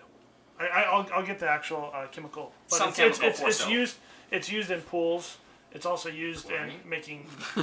Yeah, it's used in pools. It's used in. Moccasil or I whatever. can't remember the name of it, bro. I can't even think about Let it. it go, let it go. Yeah, it's gonna bug me though I until know. I figure it out. But it's also used to extract in some chemistry, extract certain illegal substances from plants, and they use it interchangeably with both. Typically with like DMT, dimethyltryptamine, and ayahuasca, they would extract the DMT from the bark of certain trees, and it's the same chemical used in making soap. So now you're Is it triclosan? no. Google let me down. I thought I Yeah, could get it it's on the not first that. try. Oh man, I was trying to help you out, man. I can't know how remember. it is on the tip of your tongue. You said antibacterial soap has some stuff in it that's used to help make drugs. And man, one of our viewers. Why? That's not lying. It's not lye. The lye is used, for sure, in the same extraction. I just don't know how to make drugs. I gotta get on top of that.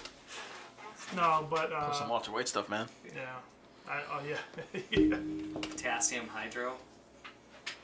hydroxide. Might be that. It's pretty close to what you said. It might be that hydroxide. Yeah. Sodium hydroxide. Sodium hydroxide. That's the one. Yeah. Okay, so Yeah. that's sodium hydroxide. I was close. Sodium chloride, but yeah, no, That's that's, just table that's salt. salt. Yeah. They were buying a bunch of table That's- salt. Yeah, don't buy table salt. You'll get flagged. Yeah, it will get flagged. So no, yeah. That was Sodium hydroxide. NPR bans 19 chemicals. That was my third hit. I googled chemical used to make soap and drugs. Third one down. That's a pretty good Google. Yeah. I'll call that success. First hit or nothing, no hit. Come So- on, man. so- I got a number But 3. point stands is like, you could purchase that sodium hydroxide to be doing something as simple as soap or to use it in whatever else you're doing, but it's also used to extract certain chemical organic compounds from an actual tree or a plant or something. And you can get flagged that way too. Mm-hmm. Yeah. You know, same with meth, right? There was the cough syrup and them extracting I think Sudafed. Yeah. I don't know what if we step back a minute, this is kind of messed up, but I kind of how hard do we want to make it to commit crimes? I think the example I like for this is speeding. We set up a speed limit, but we don't really care if people speed. Yeah. There's a lot of. It depends on where you are. South Carolina, you're gonna get fucked up in South Carolina. And there's less accidents in like the Audubon. If we wanted people to stop speeding, we could. We choose not to, and we have a lot of laws like that where we're like, it's against the law, but we don't really enforce it. Mm-hmm. So I worry about what's a world where every they enforce it if they just need money. What if every time you broke a law, like how many laws did I break today that I didn't even know were against the law? I probably broke a bunch of laws because I didn't know they were against the law. We talked about this the other day. On average, you commit 3 felonies a day. You don't even know. Yeah, that sounds just because there's realistic. so many fucking. Also sounds like a made-up thing I'd see on fake news, but it's not. So it's really interesting. It's just an average type of thing. So with big data, the idea is okay. So you're using all this data to narrow in a crime. Part of me is like, maybe just let people commit crimes. Like, just wait till they call you. Like, it's not a problem. Like, do you need to go stop people from they commit the crime, or can you just wait until someone calls? Maybe that's good enough. I think it comes down to like, it depends on the crime that's being committed. Honestly. Yeah, if it's something simple like just doing something like stealing like something from the store, maybe you don't need to completely predict that. But if it's someone that's gonna murder somebody, that's a different case. Well, I think stealing is also it's not a victimless crime, even though we may think it is. But I think things like drugs, that's definitely victimless for the most part, unless you're talking about your environment, your yeah, it can hurt the environment. It can hurt the environment. Nobody wants overall. to live in a community with a bunch of people that are addicted to heroin. Right. So there's side effects to it. Like we gotta pot, worry about. Right?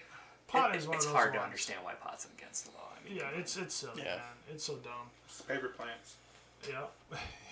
Has anybody ever died from smoking pot? Never. Zero recorded history. But alcohol, of course, that's legal, right? It's good. Yeah, it's all right. I mean, I'm not pro pot. I'm not a pot smoker. I've never smoked in my life. Yeah. It's just, it's hard to take a drug law seriously when you're like, oh yeah, that's gonna, and you're like, it's pot. Yeah. It's not gonna hurt anybody. I like all the memes I see. Like, congratulations to drugs for winning the war on drugs. You gotta take it to... That's awesome. Yeah, so they use big data to nail drug dealers so we can like arrest more pot dealers instead of the people. But and that's another thing too, is like we were talking about this with Jordan Espinoza from the Green a couple weeks ago. It's like you get more time for a bag of weed than you do for somebody who's like beating up the girlfriend or domestic violence or even some carry a maximum or minimum sentence of 10 years. You know, that's a show. You need to get some police in to talk about the war on drugs. So we're trying with that. We're getting a lawyer. What's Hawaii doing on the war on drugs? So we're gonna get a lawyer in a few over weeks, here. And we're gonna do. He's gonna talk about crime and the penal system here in Hawaii and in America. So we got a lawyer coming on he understands that piece. But I think it would be cool to get a police officer as well. I'd like to understand better, like, when you have a lot of drug use, same thing with gambling and other victimless crimes like prostitution, how much damage is done. I mean, we don't have these laws for no reason. Yeah. There's clearly negative side effects to society, but then at the same time, you're like, who's getting hurt? Why but the thing is, at the time those laws were made, how much different was it? Yeah. Well, that's another thing too. Is I'm a huge proponent for having laws with time with expiration dates. Mm-hmm. Right, and then every year, a couple of years, whatever we deem appropriate for the law system. Once you put in a law, it goes away after 2 years unless you revisit it and you say, okay, we still need that. I think that would help cut down because right now you have to circumvent 100,000 laws before you can get to this new one, and you got to make sure because it's all tied in together. A bill can contain, with 2,000 pages of whatever they try to slip in everything. Yeah. It's crazy. And Man. it's referenced. It's And fucking- then it's referencing other laws, you know, in that bill, you know, Yeah. stuff like that. So I mean, well, that's what I mean. You got to yeah. circumvent so many different laws to try to make a new and that's one. why they're like not that many pages. Yeah. But you know, every one of those laws, it's in someone's interest. Of course. Oh, I think absolutely. we want laws to be black and white, but they're not always. Sometimes it's this interest against this interest. You have these Yeah. competing interests, and in the real world, you got to decide. Sometimes you have to decide who wins. Like you can't Yeah. both get your way. Yeah. Sometimes there isn't a compromise. Sometimes it's just no, you get your way and you don't. Yeah. But the war on drugs, whoo, It's so silly. that's It's well, so we're not dumb. winning. We're So not winning No matter what at you do, all. it's like Drugs people are is still winning. doing drugs. Yeah. And Actually, it's it's getting worse. You're essentially, you're essentially just creating a black market for something that Right. The worst the government could be making money off of it. they instead could be of, making a shit ton of money, and we Joe keep, Schmo in the corner. So is that what's going to happen with big data? Can there be no war on big data? Like, this GDPR, the EU's passing, the General Data Protection Regulation, are they going to lose? Is this like the incentives to collect data on people and the incentives to observe people are so high that there's nothing we can do it may get to that point. to try to bring it back? And I think, Because there's a lot of incentive to yeah, track people. yeah. Like it's Well, we will leave that to the viewer's imagination. Well, we can end on that point. I think that was a fucking good podcast. So, thank you guys for watching. Make sure to subscribe. And again, thanks for Bo, Charlie, Brad coming in, sitting down, Thanks for talking. having me. We got to do this again, man. This was fun. Did you guys enjoy it? You guys Yep. had a good time? we're recording this. Pretty quiet. We're actually recording this now. Dang it! Yeah. Damn, it's out there. So, all I got right, guys. Appreciate it. Thanks for coming in. See Thanks, you guys. guys. Next week, we're doing Monsanto. We have 2 employees from Monsanto coming in. Monsanto, Hawaii. We're going to sit down and make sure, send in your questions if you have anything. We'll ask the Monsanto employees. So, make sure to click like, subscribe. That's it. Thanks. All right, thanks, Appreciate guys. Peace. Peace. That was a good one. I got like a migraine halfway through. Ooh. Yeah. That's why I just stopped talking all of a sudden. That's it. Are we offline? What does that say right there? It says your event, Hawaii State Money 06. Just click that.